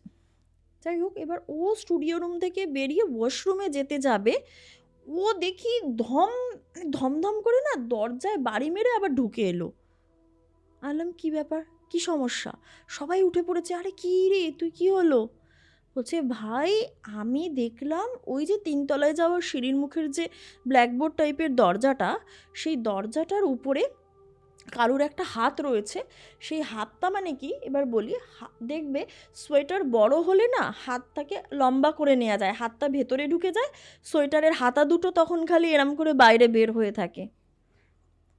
ওই ব্ল্যাকবোর্ডের দরজার উপরে ওই রকমভাবে দুটো সোয়েটারের হাতা ঝুলছিল নাকি, ও দেখেছে, ঠিক আছে। বলছে আর নিচে কোনো পা দেখতে পাচ্ছে না, খালি হাতা দুটো এইভাবে রয়েছে। ও খুব স্বাভাবিক। আর ওই টিমের একটা তোমার লাইট জ্বলছিল বাল্ব। ওয়াশরুমে, ভালো জোরালো আলো, কোনো অসুবিধা নেই। তো ওয়াশরুমে যেতেই পারিনি, ও তো ওই দৃশ্যটা দেখেই ঘরে ঢুকে এসছে। এবার তখন আমি বললাম যে তার মানে আমিও তো কিছু অদ্ভুত জিনিস ফিল করেছি, ওই দোলনায় প্যাঁচ খাওয়াটা দেখেছি, এই রকম দেখলো। আমি আস্তে করে ওকে বললাম, ভাই আমিও এরকম কিছু ফিল করেছি। তখন ও বলল, একটা কথা তোকে আমি বলি, ওই যে ও যেভাবে বিজনেস পার্টনার যেভাবে আর কি মন্ত্র উচ্চারণ করছিল, ওটাও কিন্তু ভাই স্বাভাবিক ছিল না, দুলে দুলে একদম ঢুকে গেছিল ওই মন্ত্রগুলোর মধ্যে। আমরা তো জানিই না ওই মন্ত্রগুলো কিসের, আদেও ঠিক কি ভুল, কি কোনো নিয়ম রীতিনীতি, মানে কে কিভাবে কি করিয়ে দিচ্ছে আমরা তো বলতে পারবো না। তো এই আলোচনাগুলো আমরা ফিসফিস করে করছি, ঠিক আছে, ওদেরকে বলিনি। যাই হোক, তো এই রকম 4টে তোমার বাজেনি তখনও, 4:05-10 মতো হবে। এইবার আমরা ঠিক করেছি যে এবার তো আমাদের যেতে হবে বাড়িতে, না ফিরলে একটু রেস্ট না নিলে আবার নিজেদের কাজটা করতে পারবো না আর কি, ঠিক আছে। এবার 4:10 এরকম উবের বুক করার কথা টথা চলছে, আমাকে বলছে তুই কিভাবে যাবি, এইভাবে এখন কি বেরোবি, একটু পরে বেরা, যেহেতু মেয়ে। এবার বলি এখানে আরেকটা মজার কথা, সেটা হচ্ছে যে আমার টিম মেম্বার 4জনই ছেলে, আমি একা মেয়ে। এবার ওই ভদ্র মহিলা যখনই শুনেছে রাত্রি জেগে কাজ হবে এবং অতগুলো ছেলের মধ্যে আমি একা মেয়ে, সেকেলে মানুষ তো একটু ওনার অসুবিধা হচ্ছে আর কি, উনি বুঝতে পারছেন না যে কি হবে ব্যাপারটা, অ্যাকচুয়ালি কাজটা কি হবে, ঠিক আছে। উনি কিন্তু বেশ কয়েকবার ভুরু টুরু কুচকেছেন যে ও থাকবে কেন, মানে যেরকম হয়, তোমরা এতগুলো ছেলে, ও থাকবে কেন, তোমার বাড়িতে কিছু বলবে না, এই রকম। তো আমি বলেছি আন্টি কাজ তো, বাড়ির লোকেরাও জানে কাজের সময় আমাদের থাকতেই হয়, কিছু করার নেই। যাই হোক, এবার ওনার মনের মধ্যে একটু সংশয় ছিল যে অতগুলো ছেলের মধ্যে একটা মেয়ে কি করছে। তো এবার আমরা এর মধ্যে ফিলও করেছি যে ওই যে ভদ্রমহিলা, তাকে দেখার জন্য একজন যে লোক থাকতো, সে না কয়েকবার এসে ঘুরে গিয়ে দরজায় আড়িটারি পেতে গেছে আমরা কি করছি ভিতরে। কারণ এরম কয়েকবার উনি কেস খেয়েছেন, যেমন একবার দুম করে আমি দরজা খুলে দেখি উনি সামনে দাঁড়িয়ে, একবার এরম হয়েছে আমি আওয়াজ পেয়েছি উনি কেসে ফেলেছেন, মানে উনি আড়ি পাততে আসছিলেন যে কি হচ্ছে ভেতরকার ব্যাপার স্যাপার। যাই হোক, এবার 4:10 এরকম উবের বুকের কথা চলছে।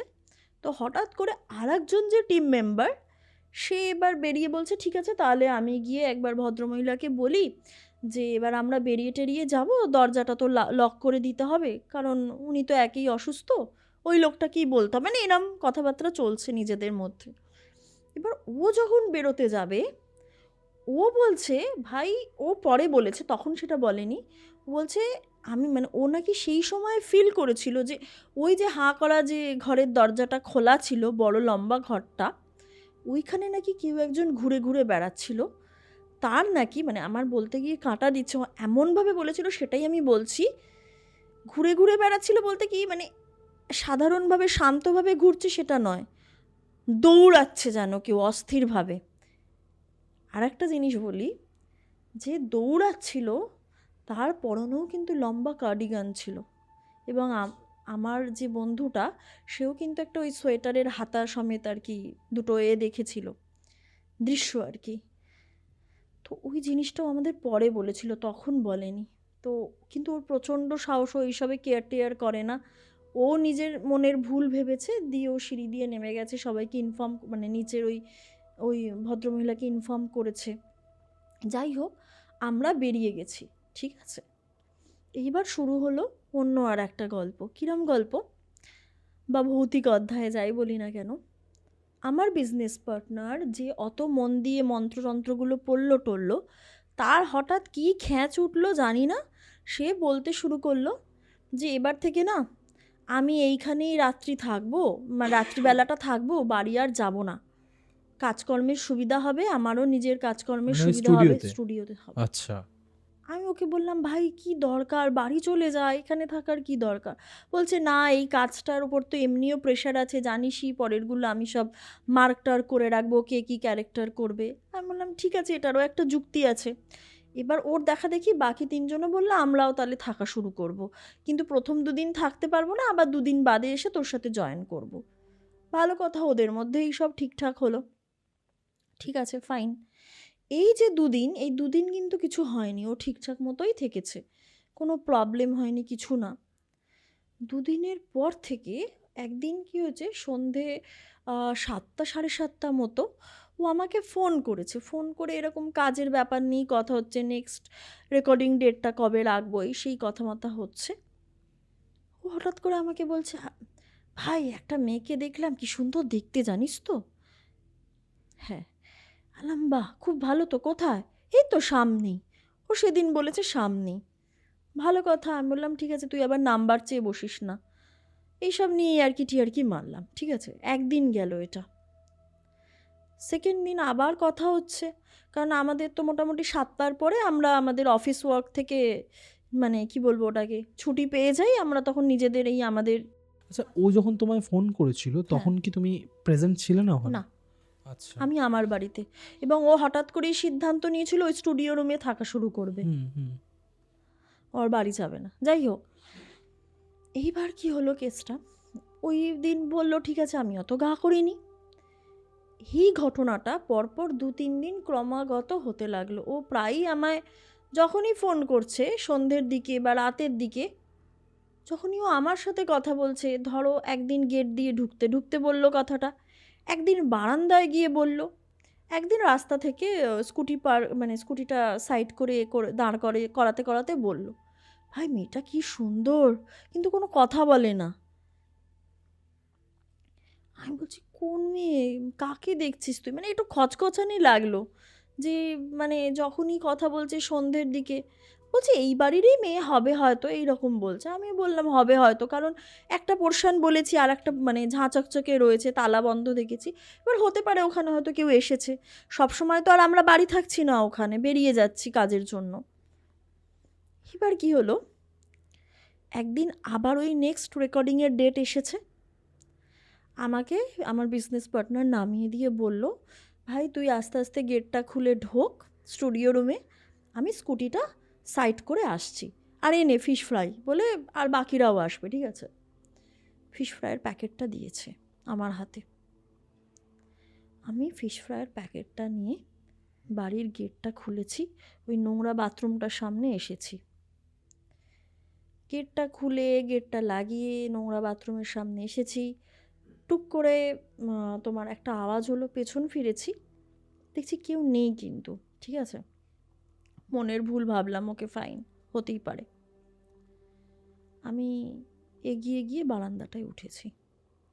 কি দেখলাম জানো? লাগানো গেটটা খোলা। আবার আমি গেলাম, গেট লাগালাম, আবার ব্যাক করে আমি বারান্দায় এলাম, গেট খোলা, আবার খুলে গেছে? আবার খুলে গেছে। ওকে। এরকম প্রায় 3বার ঘটেছে আমার সাথে। আর বলি, সময়টা সন্ধেবেলা ছিল, ঠিক আছে, কাজকর্ম করে আমরা কাজের জন্য এসেছি। 3বার ওই রকম গেট খোলা, আবার গেট দিচ্ছি, গেট খুলছে। এইবার যখন গেটটা দিতে গেছি, তখন ও স্কুটি সাইড করে চলে এসেছে। ভাই মেয়েটাকে দেখলি, কি ব্যাপক দেখতে! মেয়ে কোথায়? মেয়ে আর একটা জিনিস আমি বলতে ভুলে গেছিলাম, ওই যে বাড়িটা আমরা ভাড়া নিয়েছিলাম, ওই বাড়ির আশেপাশে কিন্তু যে বাড়িগুলো ছিল সেগুলো বেশিরভাগই তালা বন্ধ, কেউ থাকতো না কিন্তু। হাওড়াতেই? হাওড়ার ভিতরের দিকে একদম। কোথায় মেয়ে ভাই? কোনো মেয়েকে তো আমি দেখতে পেলাম না। বলছে মেয়েটাকে দেখলি না, সামনে দিয়ে গেল।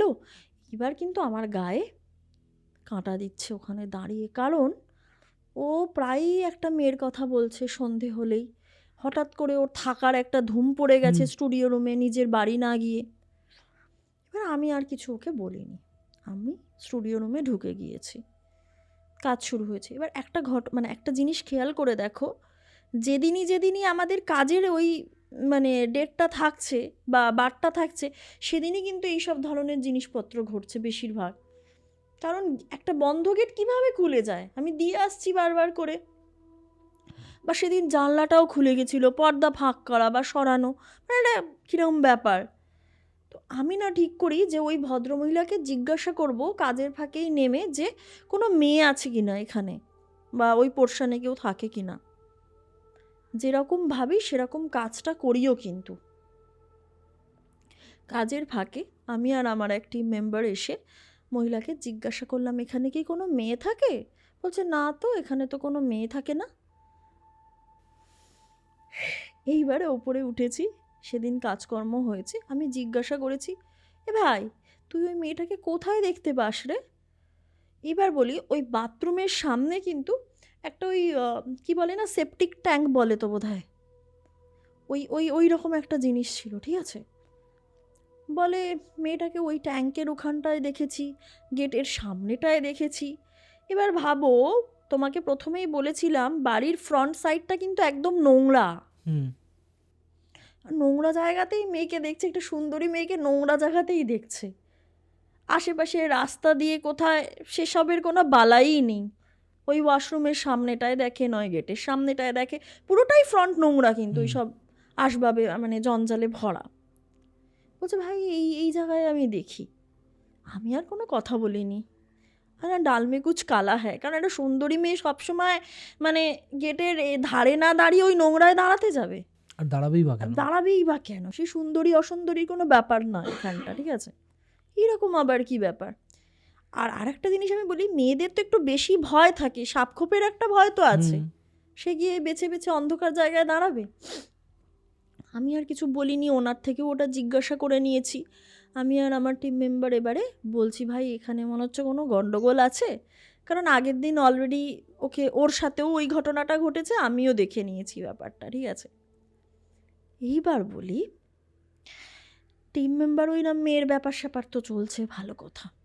এইবার ওর ওয়াশরুমে, সেদিন ও ওয়াশরুমে যাবে, মোটামুটি ওই তোমার 2:30 মতো বাজে।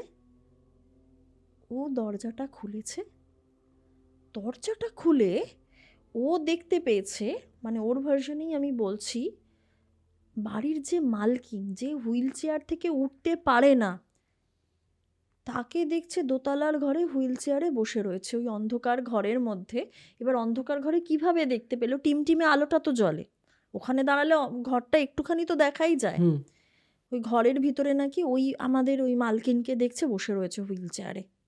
এবার ও মানে একদম শটা নিচ্ছে আমাদের কাছে, বলছে, ভাই হুইল চেয়ারে করে দোতলায় উঠেছে কি করে? উনি তো হাঁটতে চলতে পারেন না, ওনাকে কে নিয়ে এসছে? আমরা বলছি, মানে? আমরা এবার দরজাটা খুলে গিয়েছি যখন, ঘরের মধ্যে কোথাও কিচ্ছু নেই, কেউ নেই। কেউ নেই। ওকে। নিচে গিয়েছি পরীক্ষা করার জন্য, মালকিনের দরজা তো বন্ধ, কে রাত অবধি জেগে বসে থাকবে? আর তাকে যে দেখভাল করার লোক, সেও ঘুমোচ্ছে। ও দেখলোটা কাকে? আর হুইল চেয়ারে করে কিভাবে পসিবল দোতলার ওপরে উঠে ওইটুকুনি সময়ের মধ্যে সে নেমে যাবে? মানে পুরোটাই তো একটা অবান্তর টাইপের ভাবনা চিন্তা। আমরা বলছি যে, ভাই এটা তুই ভুল দেখেছিস, এটা ঠিক না। এবার ওইটুকুনি সময়ের মধ্যে কিভাবে এসব সম্ভব? আমরা সেদিনকে কাজকর্ম করি, কোনো কিছু আর এইসব নিয়ে ভাবনা চিন্তা করি না, কিন্তু সবার মনে এইটুকুনি পরিষ্কার যে ওই বাড়িটাও ঠিক নয়, এবং ওই বাড়ির ভাইবসের সাথে আমাদের এই যে কাজ করছি যেটা, সেটাও কিছু ভুলভাল একটা ব্যাপার স্যাপার রয়েছে, যে দুটো মিলিয়ে কিছু একটা পোর্টাল হয়ে যাচ্ছে, যেখানে এরা মানে তেনারা চলে আসছেন বা নানা ধরনের কাজকর্ম ঘটছে, ঠিক আছে। মানে আমাকে একটা কথা বলো, এটা যে কোনো রকম স্পিরিট এক্সিস্টেন্স বা কোনো রকম ঘোস্ট এক্সিস্টেন্সের মারফত হচ্ছে, সেটা কি তোমরা আইডেন্টিফাই করতে পেরেছিলে? মোটামুটি পেরেছি। আচ্ছা। কারণ কিছু কিছু ঘটনা আমি তোমাকে বলি, ওই সোয়েটারের যে হাতা দুটো আর কি, বা ওই হাত দেখা যাচ্ছিল না, পা দেখা যাচ্ছিল না, ঘরের ভিতরে কেউ দৌড়ে বেড়াচ্ছিল, তারপরে এই যে মেয়ের একটা অদ্ভুত ধরনের উপস্থিতি, এইগুলো তো স্বাভাবিক হতেই পারে না। আমি যদি ধরেও নিই যে মেয়েটি মানুষই কোনো, কিন্তু কোনো একটা মেয়ে ওই সাপখোপের তার ভয় থাকবে না, সে অন্ধকারে দাঁড়িয়ে থাকবে? এটা তো একটা কেমন কেমন ব্যাপার। পার্টিকুলার একজনই দেখতে পাচ্ছে। হ্যাঁ, আমরা কেউই দেখতে পাচ্ছি না। মানে সেদিন তো আমিও ছিলাম, আমি দেখতে পেলাম না কোনো, ওই দেখতে পেয়েছে। যাই হোক, এই জিনিসপত্র করে না আমরা আস্তে আস্তে সিদ্ধান্ত নিতে শুরু করি যে এই বাড়িতে আর, সে টাকা যা দিয়ে দিয়েছি, কিন্তু এখানে আর কোনোভাবেই থাকা আমাদের পক্ষে সম্ভব হচ্ছে না, কারণ এই ধরনের জিনিসপত্র হচ্ছে। কিন্তু এখন কথাটা হচ্ছে, বাড়িটা যে দুম করে ছাড়বো, একে তো এতগুলো টাকা দিয়ে দিয়েছি, প্রোডাকশন হাউস তখন পুরোপুরি তৈরিও হয়নি, সবার পকেট থেকে টাকা দিতে হয়েছে, যাবোটা কোথায়? কারণ অন্যান্য জায়গা ভাড়ারও তো একটা ব্যাপার হুম। থাকে, যথেষ্ট তারপর ভাড়া সিকিউরিটি থাকে। ডিপোজিট মানি থাকে। হ্যাঁ হ্যাঁ, ওই সব ব্যাপার স্যাপার রয়েছে। এবার যে জিনিসটা হলো সেটা হচ্ছে যে ভদ্রলোক এর মাঝে ফোন করলেন, এর মাঝে আমরা একটা সেট করে ওনাকে কিন্তু পাঠিয়ে দিয়েছি। ওনার ফিডব্যাকের কোনো বালাই নেই। একটা অতগুলো কাজ হলো, এপিসোড গেল, সব কিছু গেল, ওনার ফিডব্যাকের কোনো বালাই নেই। উপরন্তু উনি নেক্সট এর কথা মানে নেক্সট ব্যাচের কথা বলছেন যে আমরা কবে থেকে মোটামুটি তৈরি করতে পারবো না পারবো হেন তেন। এবার এই যে পুরো ঘটনার টেনিওরটা, এটা তো 1-2 দিনের ব্যাপার নয়, এটা তো হয়েছে আস্তে আস্তে আস্তে আস্তে হয়েছে। আমি আজকে ঘটনাগুলোকে সাজিয়ে সাজিয়ে বলছি। হুম। এবার ততদিনে কিন্তু আমাদের একটা ব্যাচ পুরো রেডি, ওনার কাছে চলে গিয়েছে। উনি যে বাকি পেমেন্টটা ছিল সেটাও কিন্তু করে দিয়েছে, ঠিক আছে। পেমেন্ট টাইম টু টাইম হয়ে যাচ্ছে। একদম কাজ পাঠাচ্ছি, হয়ে যাচ্ছে, ফিডব্যাক নেই এদিকে। আমাদের তো সেই মজা, সত্যি বলছি, মানে কি ফিডব্যাক আসছে না কিছু না। আমরা জিজ্ঞাসা করছি বারবার যে আপনার কাজটা পছন্দ হয়েছে তো? হ্যাঁ হ্যাঁ, আপনারা সব ভালো করে করেছেন তো? ওই জায়গাগুলো কোন জায়গায় এবার বলছি? ওই মন্ত্রপাঠের জায়গাগুলো, তারপর যে জায়গাগুলো মানুষের মরে যাওয়ার দৃশ্যগুলোর বর্ণনা, ওইগুলো সব ভালো করে করেছেন তো? আমরা বলেছি আমরা তো ভালো করে করেছি, আপনারা এবার শুনে নিন আপনাদের টিম মেম্বাররা কি বলছে। ঠিক আছে, এই রকম জিনিসটা এসে দাঁড়িয়েছে, নেক্সট ব্যাচের কথা বলছে। এইবার তখন আমরা বলছি আচ্ছা এবার তো একটা এগ্রিমেন্ট দরকার, প্রথমবার আপনি কিছুই করেননি, বলেনও নি যে ইউটিউবে ছাড়া হবে না ওটিটি, কিসের জন্য কাজটা হচ্ছে, একটা তো এগ্রিমেন্টের দরকার। না, এগ্রিমেন্ট এখন কিছু করার দরকার নেই, আপনারা তো পেমেন্ট পেয়ে যাচ্ছেন, আমি এইভাবেই কাজটা করিয়ে নেব, সব শেষে একদম বলে দেব। এই রকম ধরনের গল্প হচ্ছে ওনার সাথে, ঠিক আছে। তো এই ব্যাপারটা নিয়ে আমিও আর মাথা ঘামাইনি, কারণ আমারও এদিকে অফিসের কাজের প্রেশার ছিল যথেষ্ট, বাকিরাও সবাই যে যার কাজে আছে। এই করতে করতে বেশ কিছুদিন পেরিয়ে যায় কিন্তু, ঠিক আছে। এইবার শুরু হয় যে ঘটনাটা, সেটাই আসে। আমার ওই বন্ধুটি আগেই বলেছি যে বাড়িতে যাওয়ার কোনো আর নামটাম কিছু করে না, ওখানেই থাকার ওর ইচ্ছা, বাকিরাও আসে ওখানে থাকে, কোনো অসুবিধা হয় না। এবার 2-3 দিন ধরে ও কী করছে, ও অফিস করে আসে, ও আরেকটি টিভি চ্যানেলে স্ক্রিপ্ট রাইটার, ঠিক আছে, অফিস করে আসে, তালা খোলে, ঘরে ঢুকে দেখে ঘরটা না এলোমেলো। হয় কি হয়, মাইকগুলোর মুখ অন্যদিকে সরানো থাকে, চেয়ারগুলো একদিকে হয়তো ডান দিক করেছিল সেগুলো বাঁ দিক করে থাকে, বা কখনো মুখটা ঘোরানো থাকে বারান্দার দিকে, ঠিক আছে। আবার কখনো বা কী হচ্ছে, জলের যে জারটা রাখা থাকতো, সেই জলের জারটা জানলার সামনে থাকতো, সেইটা দেখা যায় খাটের ওই তোমার সামনেটা। এবার ওই মহিলার পক্ষে এগুলো করা সম্ভব না, কারণ উনি হুইল চেয়ারেরই পেশেন্ট। কী করছে, এবার ও আমাকে বলছে ভাই ঘরগুলো না কেমন লন্ডভন্ড থাকে। আচ্ছা, বালিশের যে ব্যাপারটা বলতে ভুলে গেছি, বিছানার একটা ছোটো মতো, আমি আগেই বলেছিলাম না বিছানা টাইপের আছে, ওখানে শোয়ে। বালিশটা প্রত্যেক দিন ও একদম টান টান করে বালিশ বিছানা করে যাচ্ছে। ও মা, ও যখনই এসে এই জিনিসগুলো লক্ষ্য করছে, পাশাপাশি ওটাও লক্ষ্য করছে যে বিছানার উপরে বালিশটা থাকছে না, বালিশটাকে যেন নিচে নামিয়ে দিচ্ছে বা ফেলে দিচ্ছে, খাটের নিচটায় চলে যাচ্ছে, ঠিক আছে। এবার বলছি এটা কি, মানে প্রত্যেক দিন এই জিনিসপত্র। আর এই সময় কিন্তু মেয়েটিকে দেখাও কিন্তু কোনো মানে বিরতি নেই, মেয়েটিকে কিন্তু দেখতে পাচ্ছে, ওকে। মেয়েটিকেও দেখতে পাচ্ছে, ঘরের ভিতর এই সব জিনিসপত্রও চলছে। একদিন আচ্ছা, ও কোনোদিন ওই মেয়েটার সাথে কথা বলতে চায়নি? না, আমি ওকে বলেছিলাম নাম্বার টাম্বার নেই বা কিছু নেই, ও বলল হ্যাঁ সেই, কিন্তু মেয়েটাকে ও দেখে, দেখে কিন্তু ও কিছু বলেও না করেও না, সাহসে কোলায় না হয়তো, সেটা হতে পারে, ঠিক আছে, বা ভাবে মালকিন যদি কিছু বলে এই বাড়িরই মেয়ে, এইসব ভাবনা চিন্তা হয়তো করে। এইবার যেটা বলি, এইসব জিনিসপত্রের সাথে যেদিন বাড়াবাড়িটা ঘটলো, একদিন ঘরটা খুলে দেখছে ঘরে গুরুদেবের ছবি ছিল, ওদের গুরুদেব আর কি, পারিবারিক যে দীক্ষা টিক্ষা দেন, গুরুদেবের ছবিটায় পুরো স্ক্র্যাচ, আঁচড়ানো, ঠিক আছে, সাইড থেকে, যেন কেউ হচ্ছে তোমার ওই ব্লেড বা ছুরি দিয়ে যেরম তোমার ঘষলে যেরম একটু এ টাইপের উঠে আসে না, চটলা টাইপের উঠে আসে, হ্যাঁ, হ্যাঁ, ওরম চটলা টাইপের একটা স্ক্র্যাচ, একটা কেন 2-3টে মতো হবে, আমাকে দেখিয়েছিল, ওইরম চটলা ওঠানো স্ক্র্যাচ। তার পাশাপাশি গুরুদেবের ছবিটা মাটিতে নিচে পড়া। এখানেই শেষ নয়, স্কুটির ওখানে গিয়েছে, স্কুটির সিটেও আঁচড়ানোর এরকম মানে কেউ যেন Scratches. স্ক্র্যাচেস। এবার এরম তো আমি জীবনে শুনিনি যে স্কুটিতে এরকম নখের মতো স্ক্র্যাচেস পড়ে কোথাও। যাই হোক, সিটের ওই ব্যাপারটাই আর কি, সিটের যে কাভারটা থাকে। ও আমাকে ছবি তুলে পাঠালো, বললো ভাই দেখ এই জিনিসপত্রগুলো কিন্তু এখানে এই রকম হয়েছে। আমরা ইমিডিয়েটলি সিদ্ধান্ত নিলাম, আগেও তো কথাবার্তা হচ্ছিল, যে ওই বাড়িতে কিন্তু আর থাকা যাবে না, কোনোভাবেই থাকা যাবে না। এবার আমরা ঠিক করলাম যে আমি ওকে সঙ্গে সঙ্গে বললাম যে তুই এবার তোর বাড়ি চলে যা, আর এখানে থাকিস না। এবার ওর বাড়িতে গিয়ে যে ঘটনাটা হলো ও আমাকে বলছে, পরের দিন গিয়েছে ও বাড়ি চলে। বাড়িতে গিয়ে ও বলছে যে আমি খেয়ে টেয়ে উঠেছি ভাই, এঁঠো বাসনটা আমাদের সিঙ্কের নিচে রাখা, রেখে টেখে টেবিল মুছে যা করার করে আমি আমার ঘরে চলে গিয়েছি।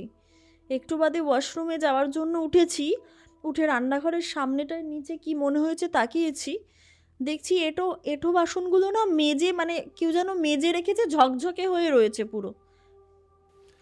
কি বলছো? হ্যাঁ, আমি ওটা বিশ্বাস করিনি প্রথমে।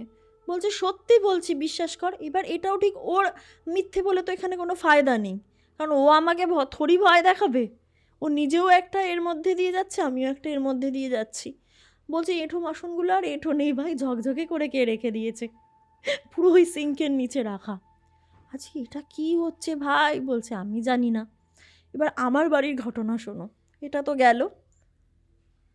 আচ্ছা, ফাঁকা বাথরুম, ভেতরে কেউই নেই। আমি স্নান করতে গিয়েছি, দরজা মানে দেখছি যে তোমার বাইরে থেকে হচ্ছে ছিটকিনি দেয়া, ছিটকিনি খুলেছি, ভিতর থেকে লক। ভিতর থেকে লক হবেটা কি করে? হাওয়ার পক্ষে তো আর ছিটকিনি এসে ওরম করে কোনোভাবেই সম্ভব না। এবার কে আছে এরম করছি, কোনো উত্তর নেই, কিচ্ছু নেই। দমদম করছি, কোনো উত্তর নেই, কিছু নেই। ভাবো ভয়টা কিরম লাগে। সেদিন আবার আমি বাড়িতে একা। আমি ভাবছি কি হচ্ছে কেসটা। এবার আমি অন্য ওয়াশরুমে যাওয়াই যায়, সেটা কথা না, কিন্তু একটা বন্ধ ওয়াশরুম, এদিকে বাড়িতে কেউ নেই, দুম করে ছেড়ে যাবোটা কি করে, মানে কেমন একটা অসুবিধার মধ্যেও পড়ে গেছি না। আমি ফোন করেছি ওকে, ভাই এই দেখ ওয়াশরুমের দরজা খুলছে না, বাড়িতে এদিকে কেউ নেই, ওয়াশরুমের ভেতরে কে? এবার ও না ইচ্ছে করেই আর কি মেরে বলছে, জিজ্ঞেস কর তো কে আছে ভেতরে। আমি ওটা জিজ্ঞেস করেছি কে আছে ভেতরে, কোনো উত্তর নেই। বলছে আবার জিজ্ঞেস কর কে আছে ভেতরে। কে আছে ভেতরে, মানে জোরে জিজ্ঞেস করেছি কে আছে ভেতরে, কোনো উত্তর নেই। বলছে এবার ঠেল, হনুমানজির নাম করে ঠেল। হনুমানজির নাম করে এমন জোরে ঠেলেছি, ওয়াশরুমের ভেতরের দিককার ছিটকিনিটা ভেঙে গিয়ে পড়ে গেছে। বাথরুম পুরো শুকনো খটখটে, জলের চিহ্ন মাত্র নেই, কেউ নেই, মানে বাড়িতে সেদিন কেউ ছিলই না। ভেতর থেকে ছিটকিনি ভেতর আটকানো থেকে ছিল। ছিটকিনি আটকানো। এবার ও তখন বলল, ভাই এই যে কাজটা আমরা করছি, কি কাজ করছি, মানে প্রথম কথা দেখতে পাচ্ছি, কিন্তু দেখ কাজটার গল্পটা যদি আমরা চিন্তা করি, গল্পর কিন্তু সেইভাবে কোনো সূত্র বা শেষ এরম কিন্তু কিছু নেই। পুরো গল্পটা একটা মানুষ মরছে, তার আত্মাকে ডাকা হচ্ছে, তন্ত্রমন্ত্র করা হচ্ছে, এই রকম ধরনের জিনিস। কোথাও কোথাও ডাকিনীকে মানে আহ্বান করা হচ্ছে, তারপর হচ্ছে যোগিনী রয়েছে, এরকম ধরনের। এই মন্ত্রগুলো আমরা ঠিকমতো, মানে আমাদের এটা করাটা ঠিক হচ্ছে না, কাজটা ছেড়ে দিতে হবে। তো মিট করি চল, কাজটা কিভাবে ছাড়বো, কি বলবো না করব। প্রথমে আমরা ভেবেছিলাম কিছুদিন আগে অবধি নতুন বাড়ি দেখব, কিন্তু এটা খালি বাড়ির প্রবলেমের জন্য না, ওই কাজটার সাথেই কিছু একটা রিলেট রয়েছে, ভুলভাল জাতীয়। তো আমরা ঠিক করি যে ঠিক আছে ওকে ফাইন, আমরা যাদবপুরে মিট করি। এইবার বলি এখানে একটা কথা, যখন কাজটা করছিলাম না, আমার মধ্যে একটা অদ্ভুত জিনিস হয়েছিল। কি জিনিসটা, আমি না যে কোনো পুরনো বাড়ি বা ভাঙা বাড়ি, যেটা তোমাকে আগের দিনও বলছিলাম একটু ছোট্ট করে, ওটা দেখলেই না আমার মাথায় ভূতের প্লট চলে আসতো, এবং ওই বাড়ির ভিতরে কি হতে পারে, কেন বাড়িটা ভেঙেছে, কি কেন পোড়ো বাড়ি হয়েছে, এই ধরনের জিনিসপত্র। মেবি আমার কাজ ওটা বলে সেটা কিনা আমি জানি না, কিন্তু তখন যেন একটু চরম পর্যায়ে জিনিসটা হচ্ছিল। এবার কেসটা হলো, যাদবপুরে মিট করেছি, খাওয়া দাওয়া সব হয়েছে, কথা টথা সব হয়েছে। এবার আমরা গল্প করতে করতে বাকি সব টিম মেম্বাররাও কিন্তু রয়েছে, ঠিক আছে? তো আমরা বলছি চল একটু এদিক ওদিক ঘুরে আড্ডা মেরে আসি, তারপর যে যার বাড়ি ফিরবো। এরম একটা ফাঁকা গলি, মানে আমি ওটা মেনশন করতে পারবো না কোন গলিটা, কিন্তু এটা জনপ্রিয় জায়গার ওইখানেই কিন্তু, বাট ফাঁকা গলি। সেখানে একটা পুরো বাড়ি আছে যাদবপুরে, ল্যাম্পপোস্ট আছে ওই বাড়িটার সামনেই। ল্যাম্পপোস্টটার নিচে দাঁড়িয়ে ওই বন্ধুটা স্কুটি আছে, আগেই বলেছি আমি, বাকিদেরও আছে বাইকটাই।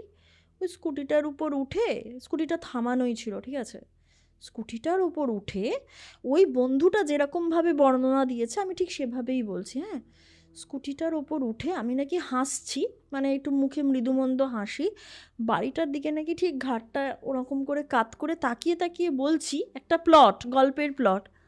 আচ্ছা ভাই, যদি ধর গল্পের প্লট মানে এই বাড়িটাকে কেন্দ্র করে একটা গল্প সাজাই, গল্পের প্লটটা এইরকম হবে, শোনো কি বলছি। বাড়িটা ধর ভালোই বাড়ি, বাড়িটা থেকে একটি মেয়ে বেরোচ্ছে, মেয়েটা স্কুটিতে উঠেছে, স্কুটি সেভাবে পাকাপোক্তভাবে চালাতে পারে না, স্কুটিটা চালিয়ে চালিয়ে গেছে, কোনোভাবে আর কি ব্যালেন্স রাখতে পারেনি, একটা ল্যাম্পপোস্টে ধাক্কা মেরে সে উল্টে গিয়েছে, এবং কোনোভাবে একটা গাড়ি টাড়ি আসছিল, পিষে করে দিয়ে বেরিয়ে গেছে, রান ওভার হয়ে গেছে। এতটা শুনলে তো? এই প্লটটা আমি বলেছি হাসতে হাসতে পুরো, ওই বাড়িটার দিকে তাকিয়ে। এবার মন দিয়ে শোনো কেসটা কি হলো। ও আমাকে বলছে, ভাই ওই দিকে তাকিয়ে তাকিয়ে হেসে হেসে কী এসব বলছিস, এগুলো কি? এবার ওই সময় এইটা বলে ওর মায়ের ফোন এসেছে, ও ফোনটা ধরতে 4 পা মতো এগিয়ে গেছে। স্কুটিটা চাবি দেওয়া ছিল, থামানো ছিল, আমি আর আমার নিজের মধ্যে ছিলাম না, কিভাবে হোক স্কুটিটা মনে হয় চালু হয়ে গিয়েছে। আমি কিন্তু তখন অবধি স্কুটি চালাতে পারতাম না। আমি ওই স্কুটিটা ঘষ্টাতে ঘষ্টাতে নিয়ে, ওই তোমাকে আগেই বলেছি একটা লাইট পোস্ট বা ল্যাম্প পোস্ট ছিল, ওখানে গিয়ে শটান ধাক্কা মেরে কোনো রকমে জাস্ট নিজে ব্রেকটা কষে নিয়েছি। ল্যাম্প পোস্ট বা লাইট পোস্টটা এখানে, আমার মুখটা এখানে, একটু হলে কিন্তু মুখটা গিয়ে ওখানে লাগতো। ওকে। গল্পতেও কিন্তু আমি ওই রকমই জিনিসটা বললাম, প্লটের ব্যাপারটা যেটা ওকে আর কি গল্প করছিলাম আমি। অদ্ভুতভাবে এই জিনিসটার সাথে কাকতালীয় হয়ে ওই ঘটনাটা, আমার অ্যাক্সিডেন্টের হাত থেকে আমি কোনোভাবে বেঁচে গেছি ওই দিনকে। আবার ওই দিন সকালেই আর একটা জিনিসও হয়েছিল, সেই ওই বন্ধ ওয়াশরুমের যে ব্যাপারটা বললাম, ওই ওয়াশরুমেই স্নান করে বেরিয়েছি, ঘরে কাজ করতে যাব, পুজো করতে যাব, হনুমানজির একটা মূর্তি আছে একটু দূরে ঘরের মানে সামনেটায়, কেউ যেন মনে হলো না দুম করে পেছন থেকে আমাকে ঠেললো, আর ওই ঠেলাতে আমি পড়লাম বটে, আমার চৌকাঠটায় লেগে আমার মাথাটা ফাটার কথাই ছিল, কিন্তু কিভাবে জানি না কিছুভাবে হয়তো আমি একটা বেঁচে গেছি। ওই একই দিনে দুটো দুর্ঘটনা ঘটে আমার, যাদবপুরের ওই পোড়ো বাড়ির ঘটনাটা আর নিজের বাড়িতে পড়ে যাওয়াটা। আমি এতটাই জোরে হড়কে পড়ে গিয়েছিলাম যে হনুমানজির মূর্তির সামনেটা এসে আমি নিজেকে আর কি কন্ট্রোল করতে পারি, খাটের হাতলটা ধরে, মানে সরি হাতল না, পায়াটা ধরে আর কি। ওই একই দিনে দুটো দুর্ঘটনা ঘটেছিল। আমি তো ওই দুর্ঘটনাটার কথা ওকে বলেইছিলাম, ওই সেম দিনেই সন্ধেবেলা আমার ওই পোড়ো বাড়ির সামনে ঘটনাটা ঘটলো। আমরা ঠিক করেই নিলাম অসম্ভব আর কাজ করা, কারণ এইভাবে যা হচ্ছে সম্ভব হবে না কোনোভাবেই। তারপর ওই বাড়িটা আমরা ছেড়ে দিই, কাজটা আমরা ছেড়ে দিই। ভদ্রলোক বহুবার ফোন করেছিল, আমরা আর ফোন ওঠাইনি, কারণ উনি আমাদের যতটুকুনি টাকা দিয়েছিলেন আমরা তত কাজটা করে কমপ্লিট করে দিয়েছিলাম, ততটুকু অবধি। আমরা বললাম নমস্কার, আর দরকার নেই এইসব কাজকর্মের, অনেক হয়েছে। কিন্তু ঘটনার এখানে শেষ নয়। আচ্ছা। বাড়িটা ছেড়ে টেড়ে দিয়েছি, তারপর আর কোনো অস্বাভাবিক কিছু ঘটেনি। অন্যান্য কাজ আমরা ফ্রিল্যান্সে কলম কলকাতার আন্ডারে করছিলাম অ্যানিমেশনের। এর মধ্যেই একদিন খবর এলো ওই বাড়ির যে মালকিন, সেই মালকিন আর কি মারা গিয়েছেন। কিভাবে মারা গিয়েছেন? ওনাকে ওনার ওই বন্ধ ঘরের ভিতরে, মানে হয় না ওই যে আমরা তোমার ব্যাঙের মতো যেভাবে বসি, হ্যাঁ। ওই ব্যাঙের মতো বসে উবু হয়ে গিয়েছে আর কি। আচ্ছা। ওই রকমভাবে মৃত অবস্থায় পাওয়া যায়, মানে অনেকটা আমরা যেটা আঁচ করতে পেরেছি, হুইল চেয়ারে বসেছিল, কেউ ঠেলেছে সামনের দিকে আর কি, ওই রকমভাবে উবু হয়ে হুম, পড়ে হুম, গিয়ে হুম। ওই রকমভাবে ওই অত ভারী চেহারার একজন মহিলা পড়ে গিয়ে মারা গিয়েছেন। এবং হুইল চেয়ারটা পাওয়া গেছে ওই যে একটা বাথরুম বলেছিলাম ঘরের ভিতরে, যেটাকে আমার ভয় ভয় লাগতো, ওই বাথরুমের হুইল চেয়ারের কিছুটা অংশ বাথরুমের ভিতরে ওই চৌবাচ্চা আরেকটা কথা বলি, ওইখানে চৌবাচ্চা বা কুয়ো ছিল, আমি জানি না ওটা মেনশন করেছিলাম কি না, ওই বাথরুমের ভিতরে ছিল। ওই চৌবাচ্চা বা কুয়োর অর্ধেক লাগোয়া, মানে কিছুটা অংশ হুইল চেয়ারটা বাথরুমের ভিতরে আর কিছুটা বাইরে, এবং ভদ্রমহিলা এই ঘরে পড়ে। তাহলে কে অত জোরে ধাক্কা দিয়ে ওনাকে ফেলে হুইল চেয়ারটা ছুঁড়ে বাথরুমের দিকে ফেলে দেবে? এটা তো অদ্ভুত ব্যাপার। আর যে ওনাকে দেখতো তাকে কিন্তু ফোনে বহুবার চেষ্টা করেও আর পাওয়া যায়নি। আর আমার এই বিজনেস পার্টনার কাম বন্ধুটিকে ওই মহিলা মারা যাওয়ার আগের দিন প্রচুরবার ফোন করেছিলেন, কিন্তু ও ফোন তুলতে পারেনি, কজ হচ্ছে ওর অন্য রেকর্ডিং ছিল। উনি ফোন করেছিলেন তোমার হ্যাঁ, বন্ধুকে? মারা যাওয়ার আগে। এটা এখনো অবধি আমাদের কাছে ক্লিয়ার নয় যে কেন ফোন করেছিলেন। বহুবার মিসড কল, পরেও যখন রিং ব্যাকটা করেছে তখন অলরেডি জানা গিয়েছেন যে উনি মারা গিয়েছেন। আচ্ছা। তারপরে বহুবার যে লোকটা দেখভাল করতো ওই মহিলাকে, তাকে ফোন করা হয়েছে, তিনি ফোন তোলেননি। অদ্ভুত ব্যাপার আর একটাও জিনিস, সেটা হচ্ছে ওই যে বাথরুমটা ঘরের ভিতরে, ওর ভিতরে চৌবাচ্চা বা কুয়ো যাই বলি না কেন, কুয়ো বলবো না, চৌবাচ্চা ছিলই, যে পরিত্যক্ত বাথরুমটা তার ভিতরেও কিন্তু আমরা খোঁজ নিয়ে জেনেছি ওই রকম একটা চৌবাচ্চা ছিল। আর ওই মহিলা মারা গিয়েছেন, কিভাবে মারা গিয়েছেন সেটা বললাম অদ্ভুতভাবে। এই বাড়িটার যে খোঁজ দিয়েছিল না, সেই আঙ্কেলও কিন্তু এখন আর নেই, উনিও মারা গিয়েছেন ওই বছরেই অদ্ভুতভাবে, উনিও হার্ট অ্যাটাকেই মারা গেছেন। এবং ওই আঙ্কেলও একটা সময় কিন্তু এই ভদ্রমহিলার বাড়িতে ভাড়া থাকতেন, তাই উনি অত অল্প দিনের নোটিসে আমাদেরকে ওই বাড়িটার খোঁজ দিতে পেরেছিলেন। কিন্তু ওই মহিলাও এখন আর নেই, ওই আঙ্কেলও এখন আর নেই, মারা গিয়েছেন কয়েক মাসের ব্যবধানে ওই বছরেই। তো আমাদের কাছে এখনও অবধি পরিষ্কার নয় যে, আমার কাছে ডেমোতে কিন্তু ওটাই বলা হয়েছিল, একটা জলে ভরন্ত চৌবাচ্চা বা কুয়োর মধ্যে একটা। হ্যাঁ, রাইট। হ্যাঁ, এবার ওটার সাথে কাকতালীয়ভাবে পুরো মিলে গেছে কিনা জানি না, অথবা আমি তোমাকে একটা কথা বললাম যে যখন কোনো ঘটনা ঘটে পরপর কিভাবে যে ঘটে আনুষঙ্গিক আরো যায়, অনেক ঘটনা ঘটতে থাকে। একদম লিঙ্কে আমরা সবসময় পাই না স্পষ্টভাবে বুঝতে যে কি হলো। আমার কাছে একটা খুব বড় প্রশ্ন, তোমার বন্ধু যে মেয়েটাকে দেখতো সে কে ছিল? হ্যাঁ, ওটাই, সে কে ছিল?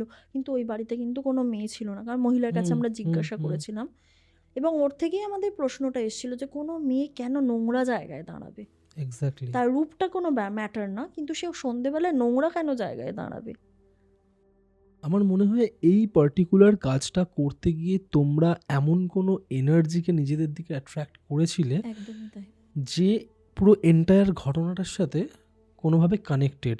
হয়তো যে তোমাদেরকে দিয়ে এই স্টোরি লাইনটার কাজ করাতে চেয়েছিল, এই স্টোরিটা শুধুমাত্র কোনো স্টোরি নয়, হ্যাঁ, এটাও কোনো একটা ঘটনা, যেই ঘটনার সাথে কোনো এনার্জি জড়িয়ে রয়েছে হতেই পারে। এবং তোমাদের কাছে কাজটা এসেছে, হ্যাঁ, যার থ্রুতে সেই এনার্জি তোমাদের সাথে ল্যাচ করেছে।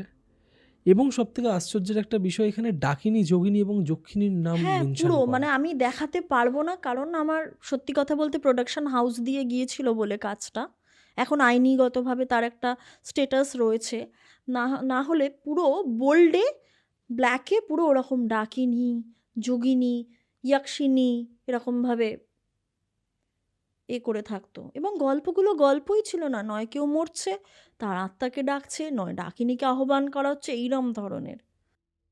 সাংঘাতিক একটা ইনসিডেন্ট, মানে এরম একটা ঘটনা তোমরা ফেস করেছো যেটা তোমাদের একদম ফার্স্ট এভার কাজ তোমাদের একদম। প্রোডাকশন হাউসের, মানে কি মারাত্মক একটা এক্সপিরিয়েন্স। আর সবথেকে বড় কথা, আরও অনেক ঘটনা তো শুনি যার একটা ক্লু থাকে, যেই ঘটনাগুলো ঘটার একটা সোর্স থাকে, তবে গিয়ে একটা শেষে কনক্লুশনে আসা যায়, যেতে পারি যে কোথা থেকে ঘটনাটা হলো বা কেন ঘটলো। বাট আউট অফ নোওয়্যার তোমাদের কাছে এরম একটা কাজ এলো, আর সবথেকে সন্দেহজনক তো সেই ব্যক্তি যে তোমার সাথে হোয়াটসঅ্যাপ কলে কথা বলেছিল। একদম। তুমি ভেবে দেখো না, রাত্রিবেলা কল এলো, ওইভাবে গেলাম, আমার নিজের মধ্যে কন্ট্রোল আমি হারিয়ে ফেললাম, বন্ধুটি হারিয়ে ফেললো। এটা তাও ঠিক আছে, তুমি ক্যারেক্টারের ভেতর ঢুকে গেছো, তুমি চরিত্রের মধ্যে নিজের ইমোশনকে পুরোপুরি কানেক্ট করিয়ে দিয়েছো বলে তুমি ওরমভাবে অ্যাক্ট করেছো। বাট যখন তোমার কাছে রেকর্ডটা এলো, ব্যাকগ্রাউন্ডে ওই সাউন্ডগুলো কিভাবে হ্যাঁ, এলো? অ্যাক্টিংটা করতেই দিল না, এবং ওই সময়ই এলো। এবং ওই মেয়েটি যে কে, ওই ভদ্রমহিলার কিভাবে মৃত্যু হলো, কেন আমার ওই বন্ধুকে ফোন করেছিল, আমাদের কাছে এটা আজও রহস্য। ভীষণ আনসলভড একটা মিস্ট্রি তোমার এই ঘটনাটা। হ্যাঁ, ভীষণ ভালো লাগলো, মানে অনেক দিন পর একটা এরকম ঘটনা শুনলাম। মানে ঘটনাটার কোনো ক্লু আমি খুঁজে পাচ্ছি না, মানে অনেকগুলো নেইও। প্রশ্ন আমার মধ্যে জেগে উঠছে এই ঘটনাটার জন্য, যে ওই মেয়েটা কোথা থেকে এলো, কাকে দেখতো, ওই মেয়েটার সাথে এই ঘটনাটার কি সম্পর্ক, তোমার রেকর্ডিংয়ের ব্যাকগ্রাউন্ডে ওই ধরনের গর্জন আক্রোশ। বা ওরকম আক্রোশের শব্দ হ্যাঁ। কোথা থেকে এলো। তুমি রাস্তায় যেই জিনিসটা ম্যানিফেস্ট করলে, ইনস্ট্যান্ট তোমার সাথে সেই ঘটনাটা ঘটলো। বাড়ির মালকিন মারা গেল, জলে ডুবে মৃত্যুর সিনারিও তোমাকে বলা হয়েছিল, আর ঠিক হ্যাঁ। সেরকমই একটা ঘটনা এই ঘটনাটার মধ্যেও এলো। মানে অদ্ভুত একটা ঘটনা। এই ঘটনাটা যারা পুরোটা শেষ পর্যন্ত শুনবে, আমার পার্টিকুলারলি মনে হয় প্রত্যেকের মনের মধ্যে অনেকগুলো প্রশ্ন আসবে এই ঘটনাটাকে নিয়ে। Thank you so much Thank you, গল্পওয়ালাতে তোমাকেও। এসে নিজের লাইফের এরকম একটা প্যাথেটিক এক্সপিরিয়েন্স তুমি আমাদের সাথে শেয়ার করলে। গল্পওয়ালার পরিবারের শ্রোতারা নতুন কিছু শুনবে তোমার মাধ্যমে এই ঘটনাটা থেকে। কেমন লাগলো তোমার? খুব ভালো লেগেছে, পরিবেশটা অসাধারণ ছিল, এবং গল্প Thank you. যখন আমি বলছিলাম, গল্প না ঘটনা, তবে ঘটনা গল্পই হয়ে যায়, তো যখন আমি বলছিলাম না, আমার আবার সেই রকম ওই ওই জায়গায় ফিরে গিয়েছিলাম, কারণ এইটা তো পুরোপুরি একদম সত্যি ঘটনা, হুম নিজের চোখে। এবং ওই মালকিনকে আমরা পুরো দেখেছি, হুইল চেয়ারে উনি থাকতেন, এবং আমার ওই বন্ধুটি বলেছে যে আমি কিভাবে হাসতে হাসতে ওই বাড়ির দিকে তাকিয়ে তাকিয়ে ঘটনাটা বলছিলাম, এবং ওটাই সত্যি হয়ে গেল। হুম এইগুলো যখন বলছিলাম না, তখন মানে রিকল করতে পারছিলাম যে স্মৃতিগুলো আরো জীবন্ত হ্যাঁ, হয়ে উঠছিল। সেগুলো শেয়ার, এই ঘটনাটা না মানে আমি কোথাও কোনোদিন কারোর সাথে শেয়ারই করিনি, কারণ মানে হয়নি সেই সুযোগটা, বা হয়তো কলম কলকাতার জন্যই আমি এটা শেয়ার করিনি, কারণ কাজটাও তো পুরোপুরি হয়নি না। হুম এখন যখন হয়ে গিয়েছে, তাই আমি তোমার সাথে যেদিন আমার কথা হয়েছিল, আমি তখন তোমাকে সেটা বলেছিলাম। তোমার হয়তো মনে আছে যে আমি কলম কলকাতা সংক্রান্তই কিছু ঘটনা তোমার হ্যাঁ। সাথে শেয়ার করব, যেটা আমরা প্রত্যক্ষ করেছি। Thank you so much Ananya. হ্যাঁ। আমার নিজের পার্সোনালি ভীষণ ভালো লাগলো তোমার এই ঘটনাটা শুনে। তার কারণ এই ঘটনাটা তোমার লাইফের সাথে এমন একটা স্টেজে ঘটেছে যখন তুমি নতুন কিছু শুরু করেছিলে, হ্যাঁ, এবং সেই স্টেজে এরম একটা ঘটনা, এই ঘটনাটাও কোথাও না কোথাও সারাটা জীবন তোমার সাথে থেকে একদম। যাবে, তোমার চিরকাল মনে থাকবে। হ্যাঁ। হয়তো আরও এর সাথে আনুষঙ্গিক অনেক ঘটনা ঘটতে পারে, বাট এই ঘটনাটা তোমার মনে থেকে যাবে, আর সেই ঘটনাটাই তুমি আমাদের সাথে শেয়ার করলে। ভীষণ ভালো লাগলো। Thank you. বছরের শেষ প্রান্তে চলে এসেছি, নতুন হ্যাঁ। বছর নতুনভাবে শুরু করবে। হ্যাঁ, থ্যাংক ইউ সো মাচ। তোমাকেও নতুন বছরের শুভেচ্ছা জানাচ্ছি। তুমি আরও অনেক অনেক ভালো করে কাজ করো, আমাদেরকে নিত্য নতুন ঘটনা শোনাও, আমরা সেই ঘটনা শুনে শিহরিত হই। তোমার টিমের প্রতিও নতুন বছরের অসংখ্য শুভেচ্ছা থাকলো। Thank you so much. আমি চাইবো তুমি গল্পওয়ালাতে ইন ফিউচারে আবারও এসো, ইনভিটেশন থাকলেও নতুন বছরেও এসো, আরও নতুন ঘটনা তোমার কাছ থেকে আমরা শুনতে চাই, কারণ পার্সোনালি আমার তোমার ঘটনা শুনতে খুব ভালো লাগে। ধন্যবাদ। আজকের এপিসোড বা আড্ডা যেটাই বলো না কেন, আমরা এখন শেষ করছি। খুব তাড়াতাড়ি আবার দেখা হচ্ছে। নিশ্চয়ই। Advance happy new year. Thank you. Golpowala, the real paranormal experience.